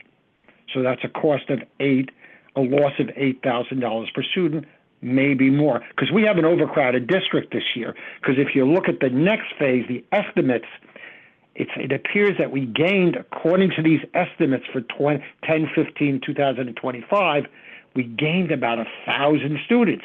But again, you have to look at this. And there are a lot of questions. A lot of information is in that user-friendly budget. You have a fair funding committee. Look at it, since our aid will be cut moving forward. Thank you. And Thank you, should have Dr. been cut. Podowitz, for your comment. Okay. We appreciate it. Your time is up. Going back to the room, is there anybody else who would like to speak on a board action item tonight? Those are the ones we're voting on. Seeing no takers, I'm going to go back online, and there is one more hand raised. It says a wider bridge. It's your turn. Please give us your name, municipality, and the action item you're speaking on this evening. Alana Yaris, Cherry Hill, 16.5, the renaming of Rosa Middle School. I see that Rosa has a first name of Giacomo and a middle initial. What will the signage look like on the outside of the school? Will it say Rosa Middle School the way it says Carusi Middle School, or will it say Giacomo middle initial period Rosa Middle School the way it says Henry C. Beck Middle School on the outside of the school? I want to make sure that the buildings all look the same and get the same namings, because Carusi has a first name and a middle initial, but the signage on the building just says Carusi Middle School. Whereas at Beck, it says Henry C. Beck Middle School. I drive by a bunch of schools in the district, and it looks like some signage has the full names of the schools, and some signage only has whatever the school is called versus the actual name of the school. So I would suggest just being cognizant of the fact that schools have official names, and the official name should appear on the sides of the building instead of partial names or how people refer to the schools. Thank you. Thank you for your comment. Going back to the room, is there anybody else who'd like to speak on an action item this evening? Seeing no takers, going back online. Is there anyone else online? I don't see any other hands raised online, so I'm going to close first public comment at this point. Move on to superintendent comments. Thank you, Ms. Winters. Just two comments really for me. I'd just like to commend CHEA for the Golden Age Prom event that was scheduled and took place last week. Truly an amazing affair. It was held at the Legacy Club. There were over 200 seniors from our community who participated in that event. Truly wonderful. I had to move off the dance floor because there were so many partaking in the festivities and having such a good time. But it was truly great to see, and it's wonderful to see an association from our district impact the community in a positive way. Final message: I just want to wish everyone a happy Halloween, but also a safe Halloween as well. Just, make sure engage in safe activities and safe procedures as well. Thank you. Thank you. Moving on to our action agenda, where the action is. I will start with CNI. Superintendent recommends, and I move the following. 13.1, approval of attendance at conference and workshops for the 25-26 school year. 13.2, approval of out-of-district student placement for the 24-25 school year. 13.3, approval of out-of-district student placement for the 25-26 school year. 13.4, resolution authorizing OOD placement at Gloucester County Vocational Technical School District. 13.5, resolution approving educational services, Gloucester County Special Services School District, teacher of the deaf. And 13.6, Camden County Educational Services Commission for IDEA Part B funding. Do I have a second? Ms. Palmer, are there any questions on the CNI agenda tonight? I see no questions. Mr. Schimpf, can you please open the voting for CNI? Voting's open.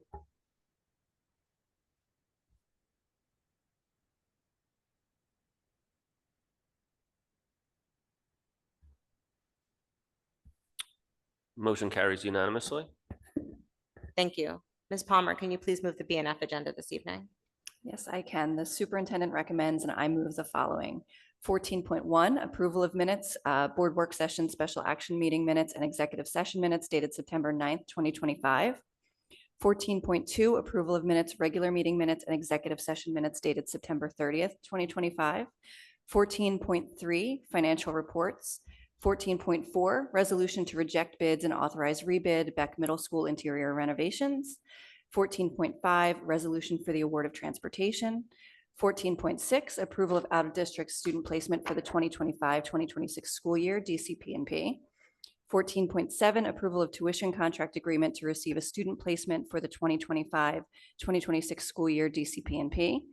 14.8, approval of tuition contract agreement to receive a student placement for the 2024-25 and 25-26 school years, McKinney-Vento. 14.9, resolution approving civil action matter. 14.10, appointment of chief law enforcement officers designee. 14.11, resolution authorizing and approving certain purchases in excess of the bid threshold through New Jersey state contracts and/or purchasing system cooperatives. And 14.12, resolution authorizing the disposal of obsolete textbooks. Do I have a second? Ms. Stern? And Mr. Schimpf, can you open the voting? Voting is open. Mr. Schimpf, on 14.3, I just have to abstain from the third bill list to avoid a conflict of interest with Beata. Thank you. And Mr. Schimpf, on 14.3, I need to abstain from the payments to Bancroft in the third bill list. Mr. Schimpf, on 14.3, I have to abstain on invoices to ESS, and on 14.9, I also have to abstain to avoid a conflict of interest. Yes, on all the rest. Motion carries unanimously. Abstentions noted. Thank you. Ms. Stern, can you please move the HR agenda this evening? Superintendent recommends, and I move the following: 15.1, termination of employment certificated; 15.2, termination of employment non-certificated; 15.3, appointments certificated; 15.4, appointments non-certificated; leaves; 15.5, leaves of absence certificated; 15.6, leaves of absence non-certificated; 15.7, assignment salary change certificated; 15.8, assignment salary change non-certificated; 15.9, other compensation certificated; 15.10, approval of sidebar agreement. Do I have a second? Mrs. Winters, are there any questions? Seeing none, Mr. Schimpf, can you call the vote, please? Voting is open.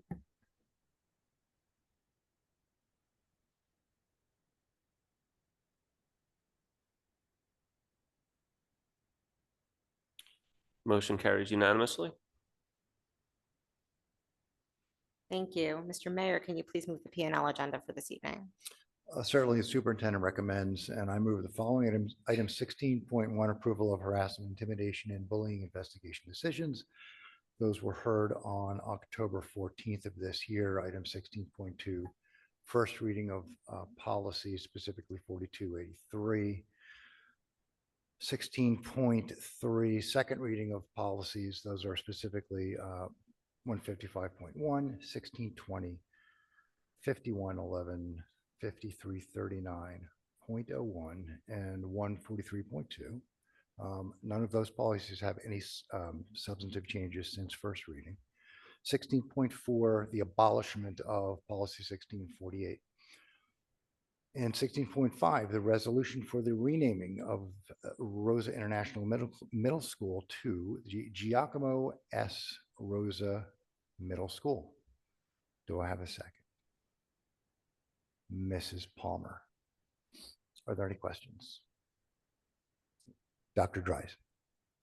Is it possible to address the comment that was asked in public comment around the naming? What was So the comment? Just to clarify, Yeah, if you could just remind I me. can't frame it as well as it was said in the public comment, but around whether it's going to be Giacomo S. Rosa Middle School and consistency with the other names. It was better said in No, public. I in the recall. summation. I mean, I'm going to turn that over to Dr. Morton. I don't know whether it's appropriate to answer or if we can answer at the time, but No, not all at the yours. present time. No, we can't answer at the present time. Yes.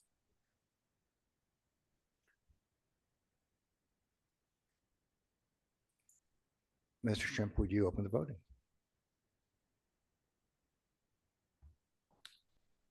Voting is open.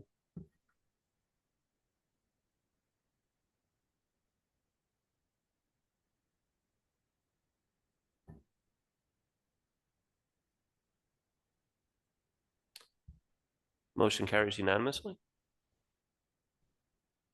Thank you.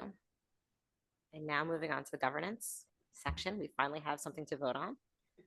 I'd like to make a motion to approve the 2025-2026 Board of Education goals. Do I have a second? Ms. Palmer, are there any questions on our goals? Dr. Dreisen? Point of order, am I able to make a comment as part of this discussion? Sure, go ahead. I would just, I appreciate the comment that was made during public comment here around our board goals. I would echo them. I think I'm just really happy and I would compliment our board. This is the first time we're making board goals. And in our discussion around this, we talked about, baby steps in this regard and starting small. And there's certainly opportunities for improvement, but I'm just really proud that we as a board are at least committing to this, and we'll continue to improve over time. As a part of the process too, I'd like to point out that in the retreat, it was discussed that we approve the goals, and then the next step after that is creating the action plans. So if the board approves these goals this evening for the 25-26 school year, the board will then move forward to the next step, which is small groups of board members will work on action plans to flesh out how we will achieve these goals over the next year. So that's coming soon, assuming that the goals are approved. This is just the first step. Any other board members have comments on our goals? I did text Miss Gallagher to let her know we were voting on this tonight, and she was very happy about it since this was something that she worked on all year as governance chair before she had to resign. All right, we have a motion and a second. Mr. Schimpf, can you please open the voting? Voting's open.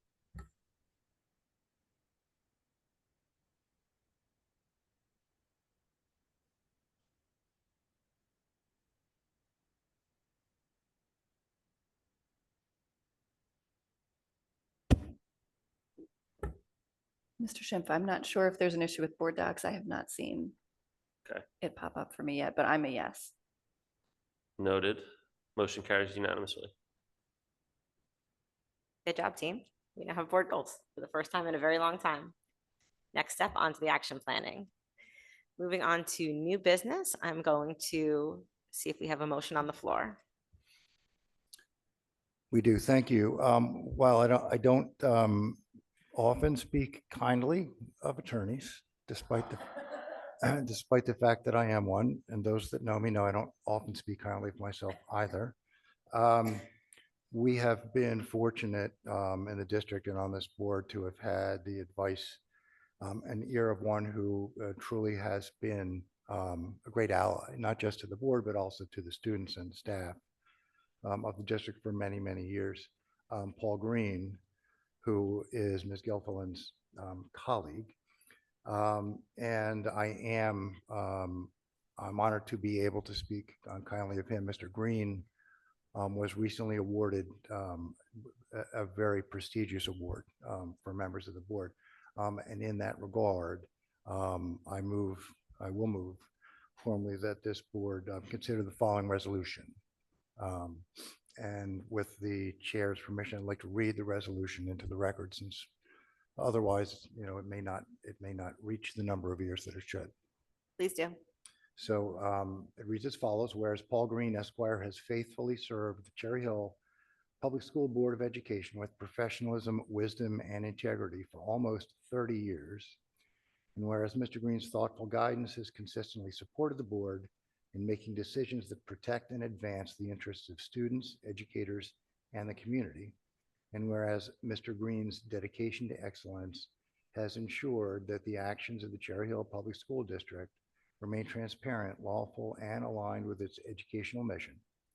And whereas Mr. Green has earned the respect of colleagues, administrators, staff members, and board members alike for his professional demeanor, steady judgment, integrity, and demonstrated commitment in service to the education and service to public education, and was awarded the Russell Weiss Jr. Esquire Distinguished Service Award on October 23rd, 2005 by the New Jersey Association of School Attorneys in recognition for his professionalism, integrity, service, and lasting contributions to the New Jersey school law community, boards of education, and students and citizens of New Jersey. Now, therefore, be it resolved that in recognition of his many years of service to the Cherry Hill Public Schools, the Board of Education hereby commends Mr. Green on his receipt of the Russell Weiss Jr. Distinguished Service Award and expresses its deep appreciation to Mr. Green for his distinguished service and lasting contributions to the district, its administration, staff, and most importantly, to the students of Cherry Hill. And with that, the superintendent recommends, and I move that this board take a vote adopting that resolution. So there's a motion on the floor to adopt. Is there a second? Ms. Stern. Mr. Schimpf, can you please open the voting? We're going to do this one As a roll the call. old-fashioned way. Excellent. Dr. Dreisen, Approve, yes. Yes. Ms. Manzano, Yes. Mr. Mayor, Absolutely. Ms. Palmer, Resoundingly yes. Ms. Stern, Yes. Ms. Winters. Yes. Motion carries. Wonderful. Thank you so much, Mr. Mayor and Ms. Gilfillan, for helping to write that. I think it's important that we recognize Mr. Green on his accomplishment. It's amazing. I know it's also his birthday, I believe. It was Saturday, and just reflecting on his 30 years of service to the district. 30 years is a long time. A lot has changed in Cherry Hill in the past 30 years, and the depth and breadth of his service and his historical knowledge of the district has certainly been brought to bear in many of the decisions we've made. So congratulations, Mr. Green, out there, wherever you are celebrating. We really appreciate all that you've done in service of Cherry Hill Public Schools and especially its students. Is there any other new business, Ms. Stern? Yes, so last week, one of our special committees, the Special Education Committee met, and Ms. Palmer was part of the committee, was in attendance as well. We focused on several topics. One was a conversation about, the ongoing efforts to which I referred to earlier to always, be honest and authentic in acknowledging that our services are a work in progress. They're always working to improve and broaden as much as we, is appropriate and is, within our ability and our responsibility to broaden our services. This past several years, I've been on the board year over year. We've added multiple special education classrooms, and we had some conversation about looking forward, what we kind of see coming in terms of improving our services. The overarching goal is towards more and more inclusion. So, that's where we're working towards. We also talked about the uncertainty for a lot of our heightened uncertainty for a lot of our special education families with the changes happening at the federal level. Although, we're 100% status quo, everything is in place here for our services, our budget's in place. That's where we are now. And we have to acknowledge that there is uncertainty, which creates a tremendous amount of stress for families for the future. I find it such a duality to hold in place that we have these services that we're continuing to expand. We have, significant kind of thought leadership about improving services. Caitlin Mallory at the helm, and action in improving our services. And yet, at the same time, we have to grapple with the sense that, that's true for all of our any of our schools, what will be for education. So much is unknown. So it's just a hard place to be. And we want to acknowledge that's a particularly hard layer to add on to for our families, who struggle, in their own, with their own families, with their own challenges. And being one of those families, I appreciate that at a different level. But we also talked about the forthcoming, and I won't give too much away, but there will be some media efforts to, internal and district, efforts to kind of have more of a conversation about special education, to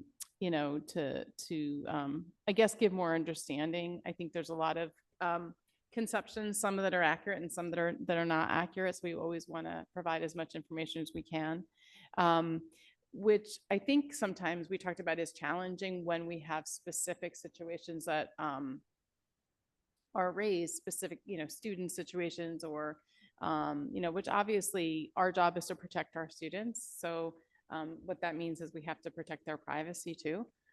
We are bound by FERPA, which I always forget what that stands for, but I'm in health, I work in healthcare, so I always think of it as like the parallel of HIPAA.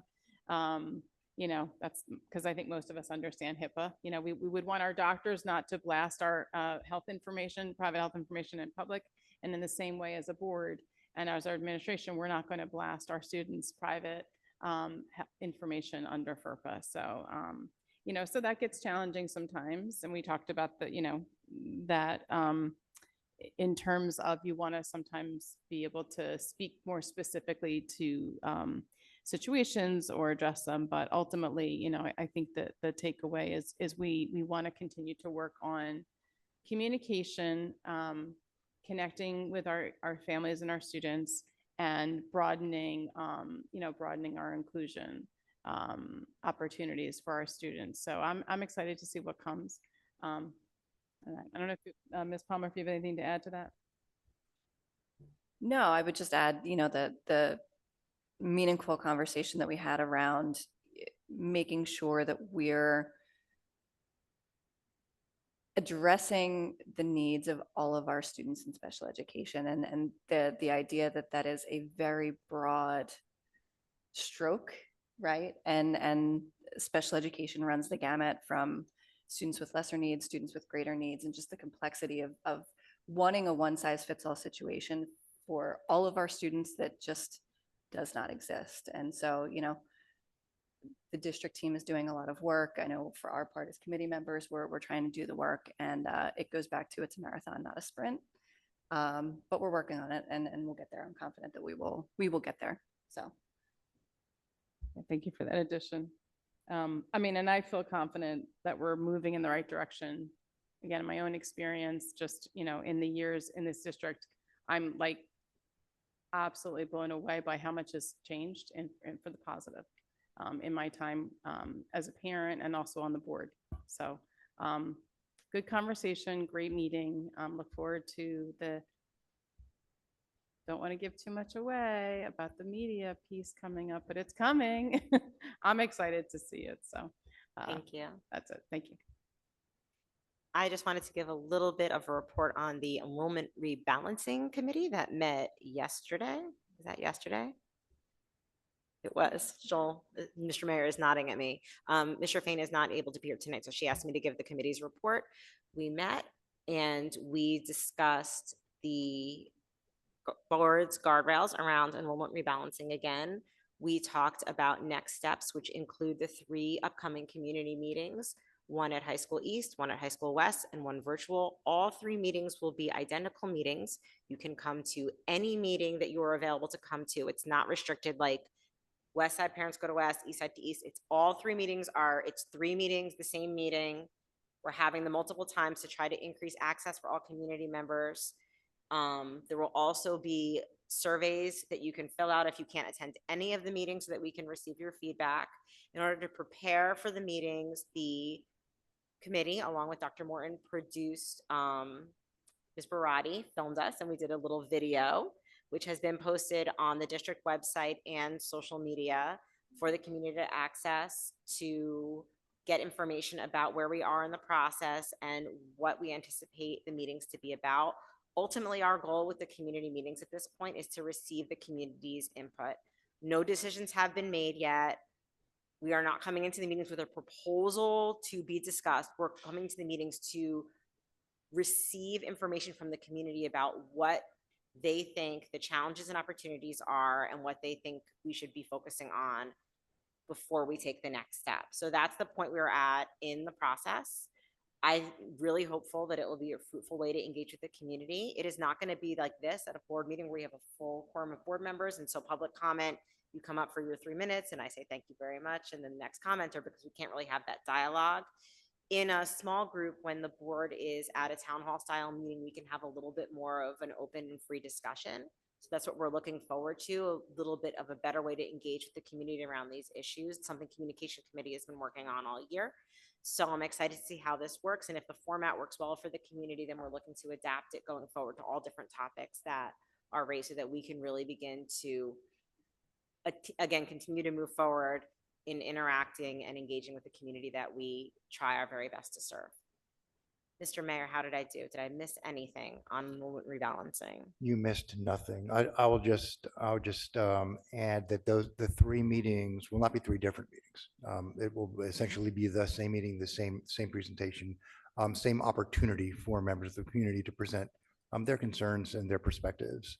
So there will be no different information presented at the meeting at East than at the meeting West or virtually. Right, it's the same show 3 times. You can come to whichever one that you fits your schedule. You can come to all of them if you really like hanging out with board members. We will be there to listen to what you have to say. We're going to take all that information back, including information we received from the survey that will go live on the website. And then we will begin to disaggregate that information to see what the community is looking for and how we can best serve going forward. Ms. Stern.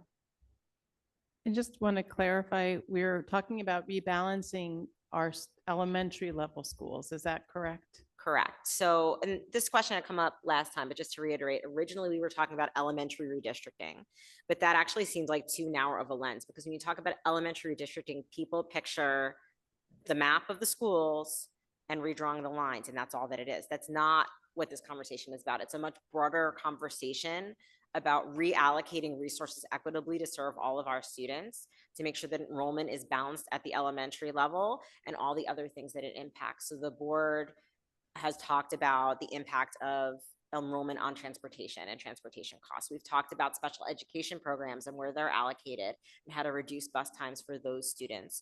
So there are other considerations beyond just looking at the map. So that's why we've changed the language a little bit to make it a broader conversation.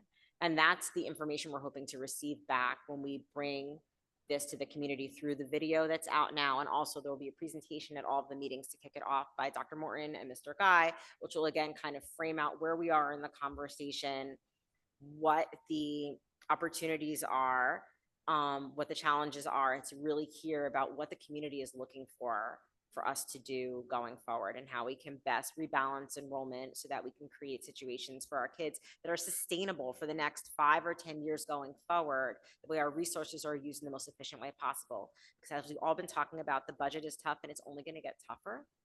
And we need to be smart about how we're allocating our resources so we can continue to provide the best possible education for our kids, and we can continue to sustain the level of education Cherry Hill is known for. And unless we take a serious hard look at allocation of resources, we can't really do that.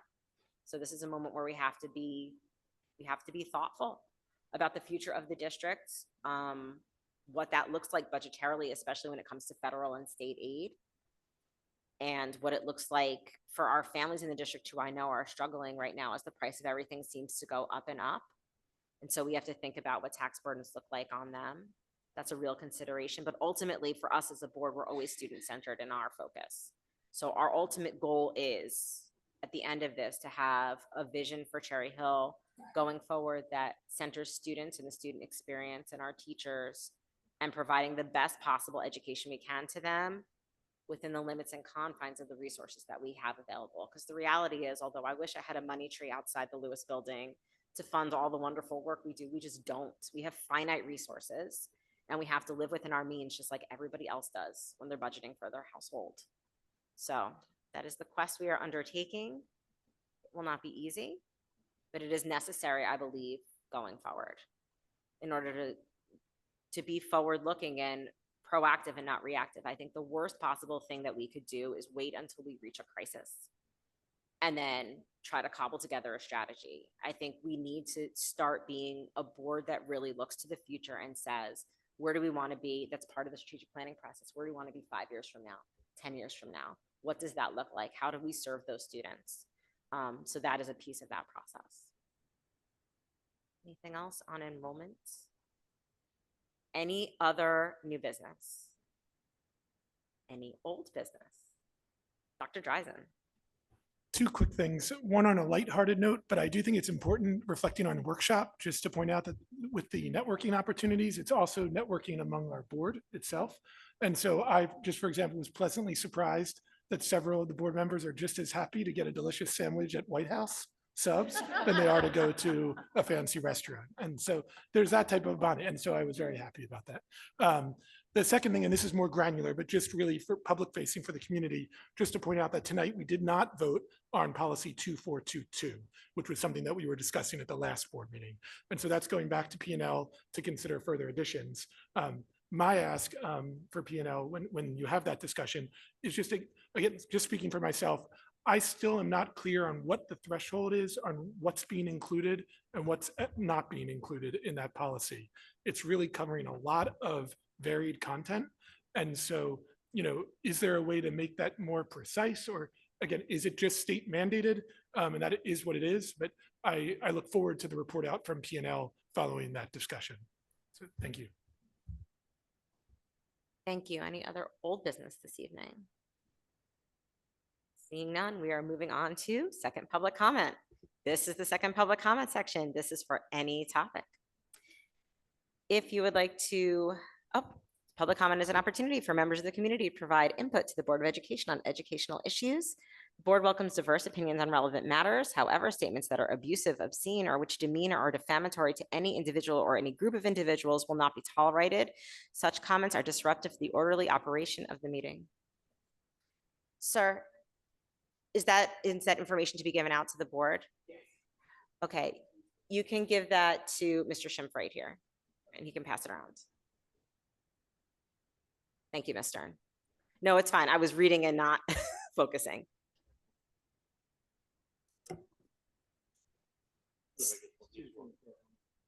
Thank you. So speakers who are wish to provide the board with information not relevant to the district's operations may communicate directly with the superintendent and the board president via email or other alternative means.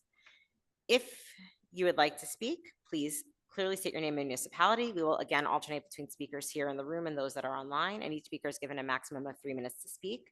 The timer on the screen will indicate the amount of time you have remaining. Start in the room, as we always do. So please give us your name and municipality. Okay. Good evening, everyone. My name is Michael Nussbaum. I'm Cherry Hill parent of a child with an IEP, and I teach special ed and inclusive setting for Chinese and ESL in Camden. I'm a doctoral candidate in educational leadership. So first of all, I heard a big topic, a big theme today is that I see you trying very hard to reflect on the inclusive environment in your schools. That's great. But my experience and a lot of parents' experience, and I'm telling you this as a parent, okay, I talk to a lot of parents. It's been anything but.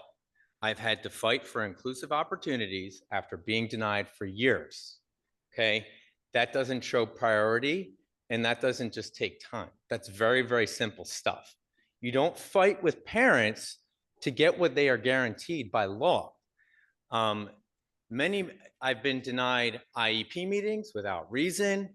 You know, I've been asked, when am I going to go to settlement? Instead of actually trying to work with me collaboratively.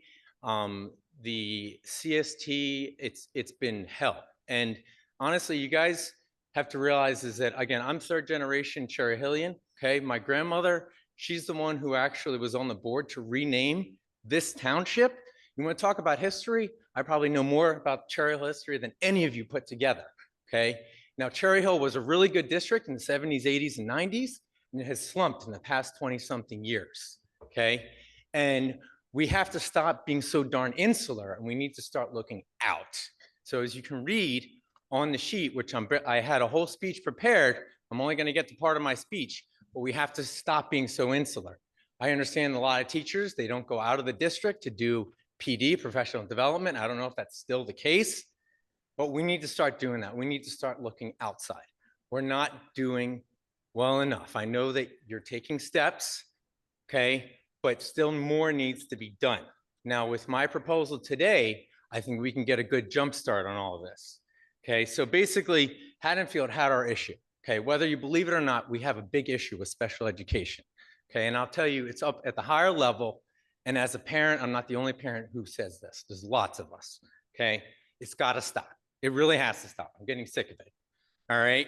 So Haddonfield had an audit about 6 or 7 years ago. Okay, they had a third party do the audit on their special education, and everything went up. They had 45 recommendations, and within 6 months, 64% were addressed. Okay, I also want to remind you is that while star games are great, you know, other activities are great, but everyday inclusion is not present. Our current rate in Cherry Hill is 48.7%.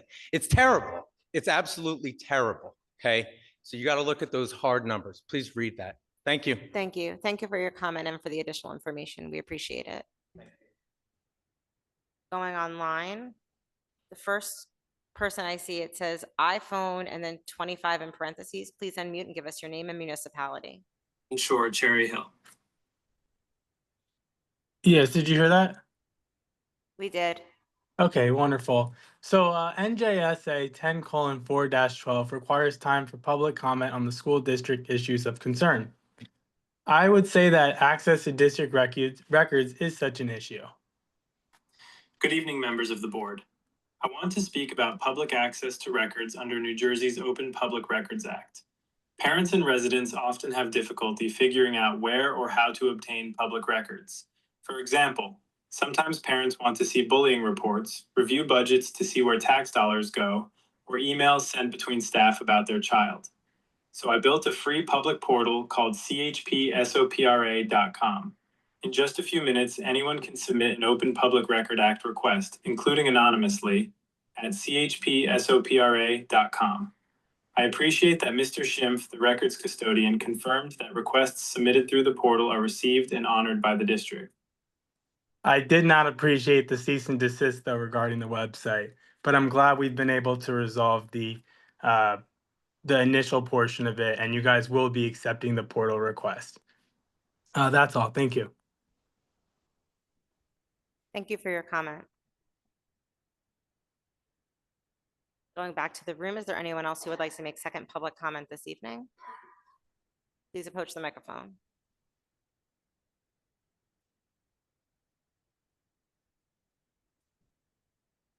Sarah Jocelyn, Cherry Hill. I thank you for the State of the District report. I wanted to make you aware of the upcoming draft revisions to the New Jersey Student Learning Standards. These will be presented in the November and December 2025 State Board of Education meetings. In November, they will be discussing the career readiness, life literacy and key skills, and science student learning standards. In December, it will be computer science and design thinking, world languages, visual and performing arts, and the New Jersey preschool teaching and learning standards. There will be a regional meeting where the public can participate coming up after the new year. The meeting in our southern part of the state will be on Tuesday, January 13th at the Camden County College. And these are important because student learning standards, then once they're adopted, that drives the next level of curriculum changes within our schools.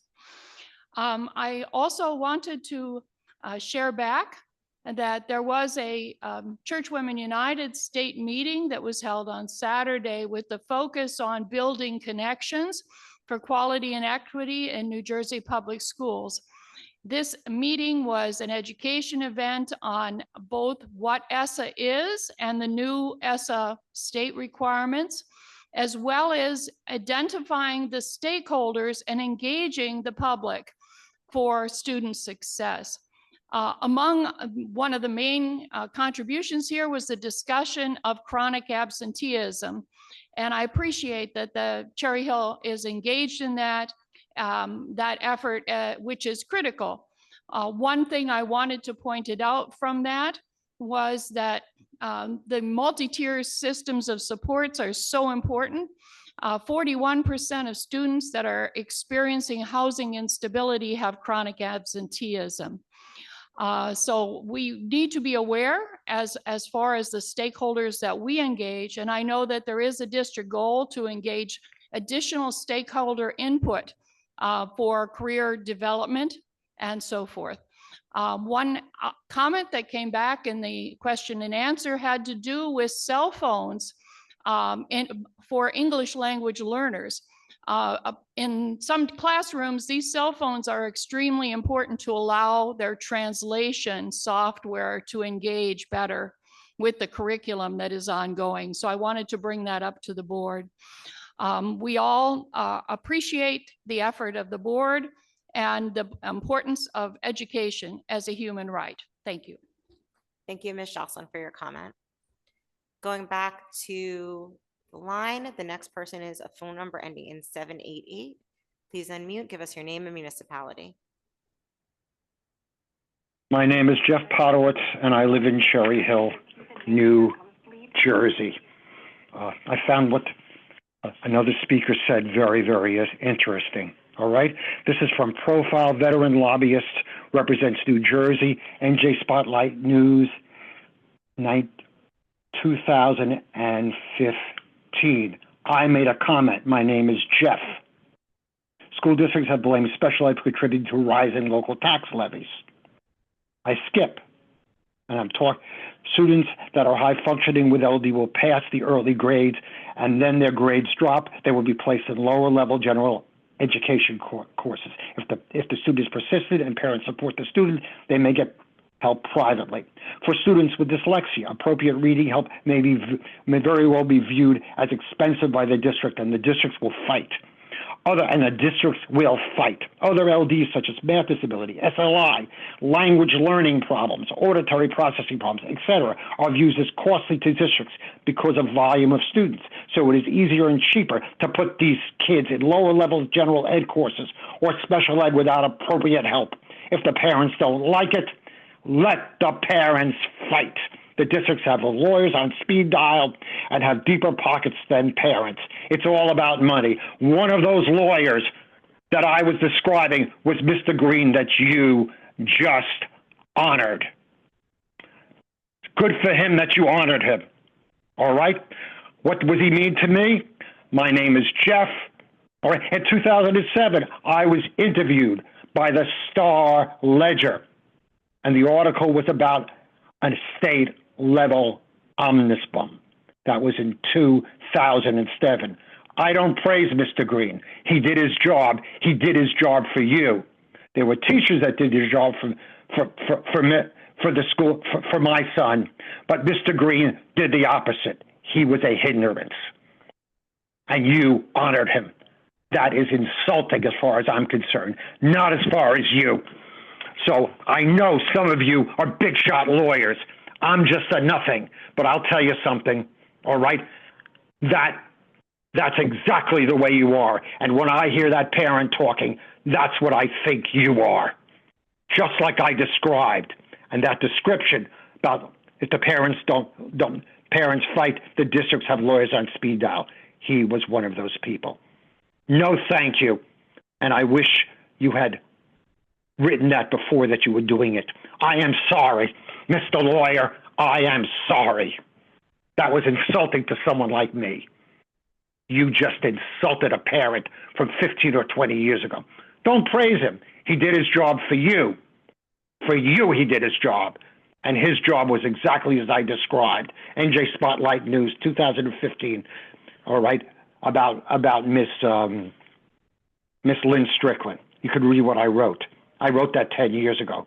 I still feel it now. Thank you very much. And by the way, for the teachers that helped my son, thank you. That's it. Thanks very much. Thank you for your comment, Dr. Podowitz. Going back to the room, is there anyone else who would like to make second public comment tonight?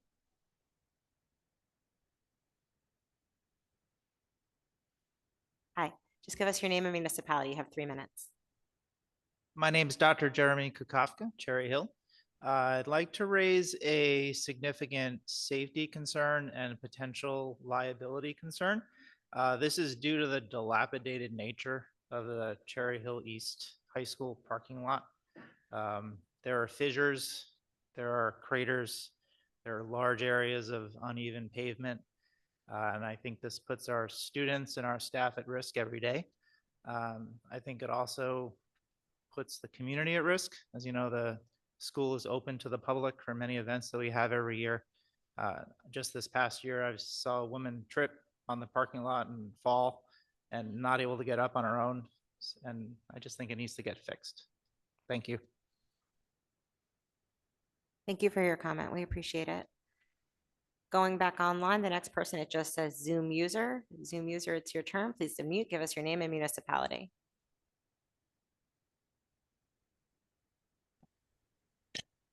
Hello, this is Rick Short from Cherry Hill. Can you hear me? Hello? We can hear you. Go ahead.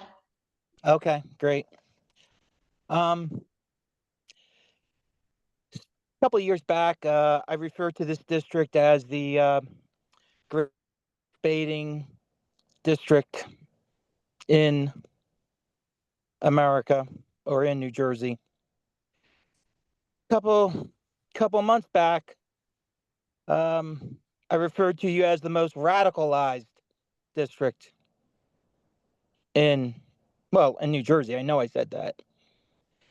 I think we've come to a new level. And I believe now we are the wokest, dumbest district in New Jersey. Let me give you an example. Last 2 weeks ago, we were referred to look at elementary enrollment balancing. Why did you call that elementary enrolling balancing when it's not?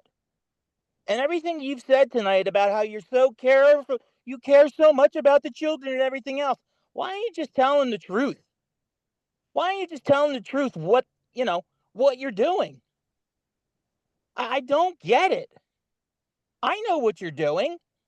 You're not balancing kids for a certain reason. You have physical buildings that you need to remap around, and you're not telling people. Next up, what did you just rename Rosa? Now it's Geronimo Rosa Middle School or something? So now we have to call it Geronimo Rosa Middle School? I don't understand. You just voted on something. You voted unanimously on it. Now it's called Geronimo Rosa Middle School? Like, can the superintendent please explain what just happened? I mean, we just keep doing all these dumb things. Why did we need to rename it Geronimo or Jericho or whatever the heck it was? You're supposed to be like, as educators, you're supposed to be like educated and smart. And you're just a bunch of woke dummies doing dumb things every single meeting. Thank you. Thank you for your comment. Going back to the room, is there anyone who would like to make second public comment? Going back online, the next person is Laura Einhorn. Please unmute and give us your name and municipality. It's Ann Einhorn, Cherry Hill, New Jersey. So I'm a little confused by the previous speaker's comments about the Open Public Meetings Act requests for information. I did an open request on Sunday evening, and the website directed me to the Office of Public Information, where in the past I had always submitted it to the BA, who, with my understanding, is the secretary and used to handle that. Has something changed? And in the meantime, I'm wondering if my request was even received. I'm a little confused. So if someone could just acknowledge that it was received, if that's possible in a public meeting, I would appreciate it. And if not, where am I supposed to send currently OPA requests?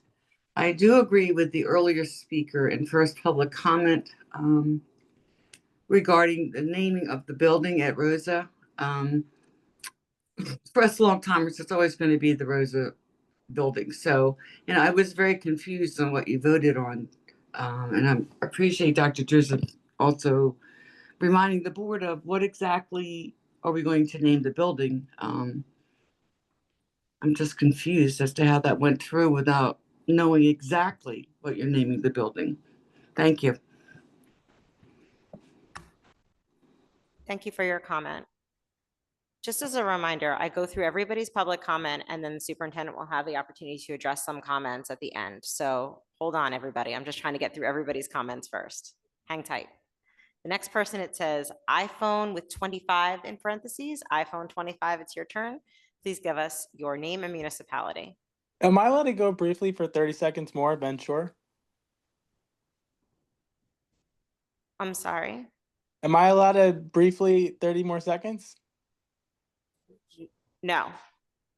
You've had 3 minutes. Everybody gets 3 minutes. Okay, I Moving on. didn't use the full 3 minutes. So can I use the rest of it, I assume?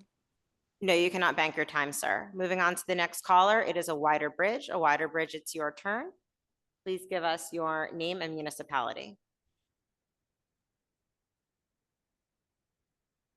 Alana Yaris, Cherry Hill, can you hear me? Sorry, I didn't realize I was can. called on. Okay. I just wanted to speak on a few policies that I was reading for the district. One of them was approved in July, but I think it might need to be relooked at. Policy 5111.2. It says, unless students apply to attend high school under policy 5111.2 secondary open enrollment and are accepted, they'll be assigned to East and West based on the boundary guidelines in policy 8110. I understand that you need to have guidelines, but I thought that we had open enrollment for high school. So why are students automatically being assigned to a high school if they don't open enroll or choose to attend a high school? Also within that policy, you state the enrollment for Carusi and Beck with elementary schools as the sending zones for those middle schools, but I didn't see anything in the policy about the sending zone for Rosa with elementary schools. And you have listed in the policy that open enrollment is only through the 21-22 school year. So how do students know that they're supposed to attend Rosa if it's not laid out in the policy? And just to clarify my earlier comment, I don't mind the renaming of Rosa. I just want the signage to be consistent on all schools throughout the district. So if first name, middle initial, last name is listed on one school, a first name, middle initial, and last name should be listed on another school. If that school also has first name, middle initial, and last name of a person that they are named after. Thank you. Thank you for your comment. Going back to the room, just one more check. Don't want to miss anybody. Let me just finish public comment. I have another caller on the line. Okay. Getting through everybody.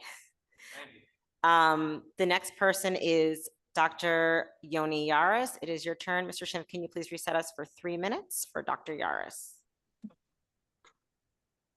Good evening. Also, couldn't call in earlier. I apologize. I'm grateful that you properly renamed Rosa, honoring the name that it should have had when it became Rosa International Middle School when I was a student there. For those who don't know, Mr. Rosa's first name is, I will never be able to pronounce it, but that is his first name. He was a legendary principal in the district and spent a lot of his time there back when it was Heritage. So putting his name back on there properly honors his memory. That should never have been removed when I was a student there. On a different note, as many of you know, I work in Willingboro, and I was pleased to share with you, I don't know if Mr. Guy shared this, and if he's in the room turning page right now, I apologize. But recently at our 50th anniversary celebration, Mr. Guy was inducted into our Hall of Fame due to all of his work in education. He is a proud Willingboro alum from 1980s, we'll go there.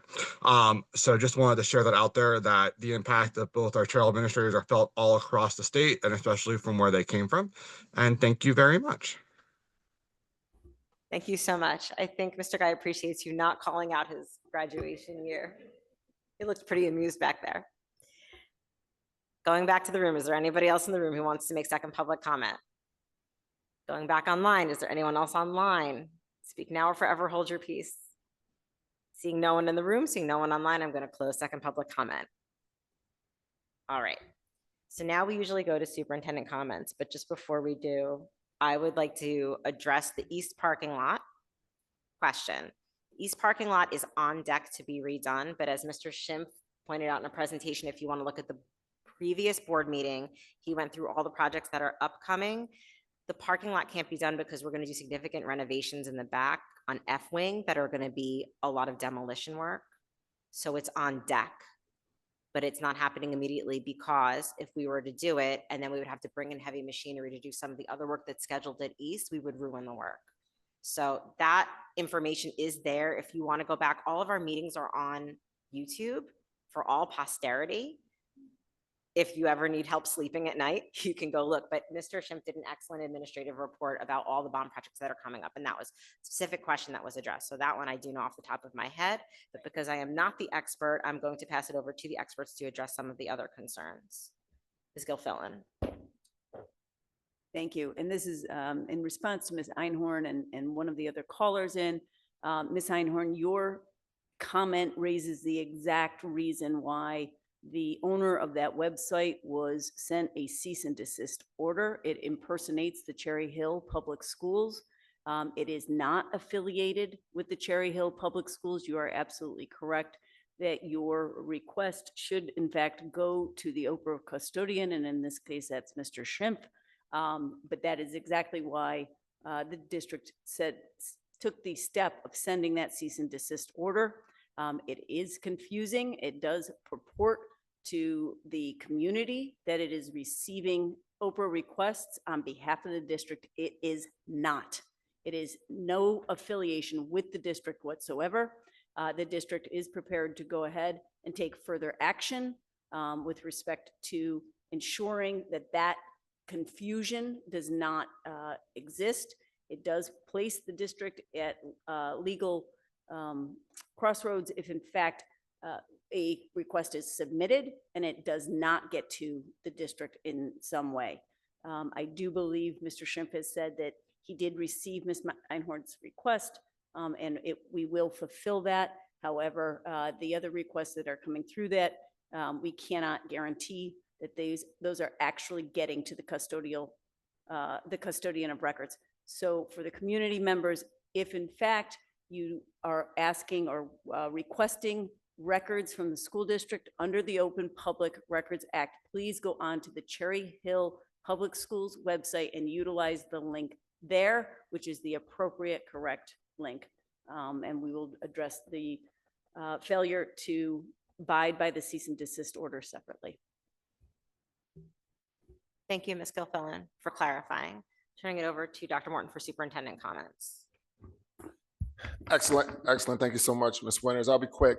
Just again, in reference to Rosa renaming, just to let everyone know, Rosa had initially when it was open, Rosa had and was associated with the International Baccalaureate Program. It's an NYP school.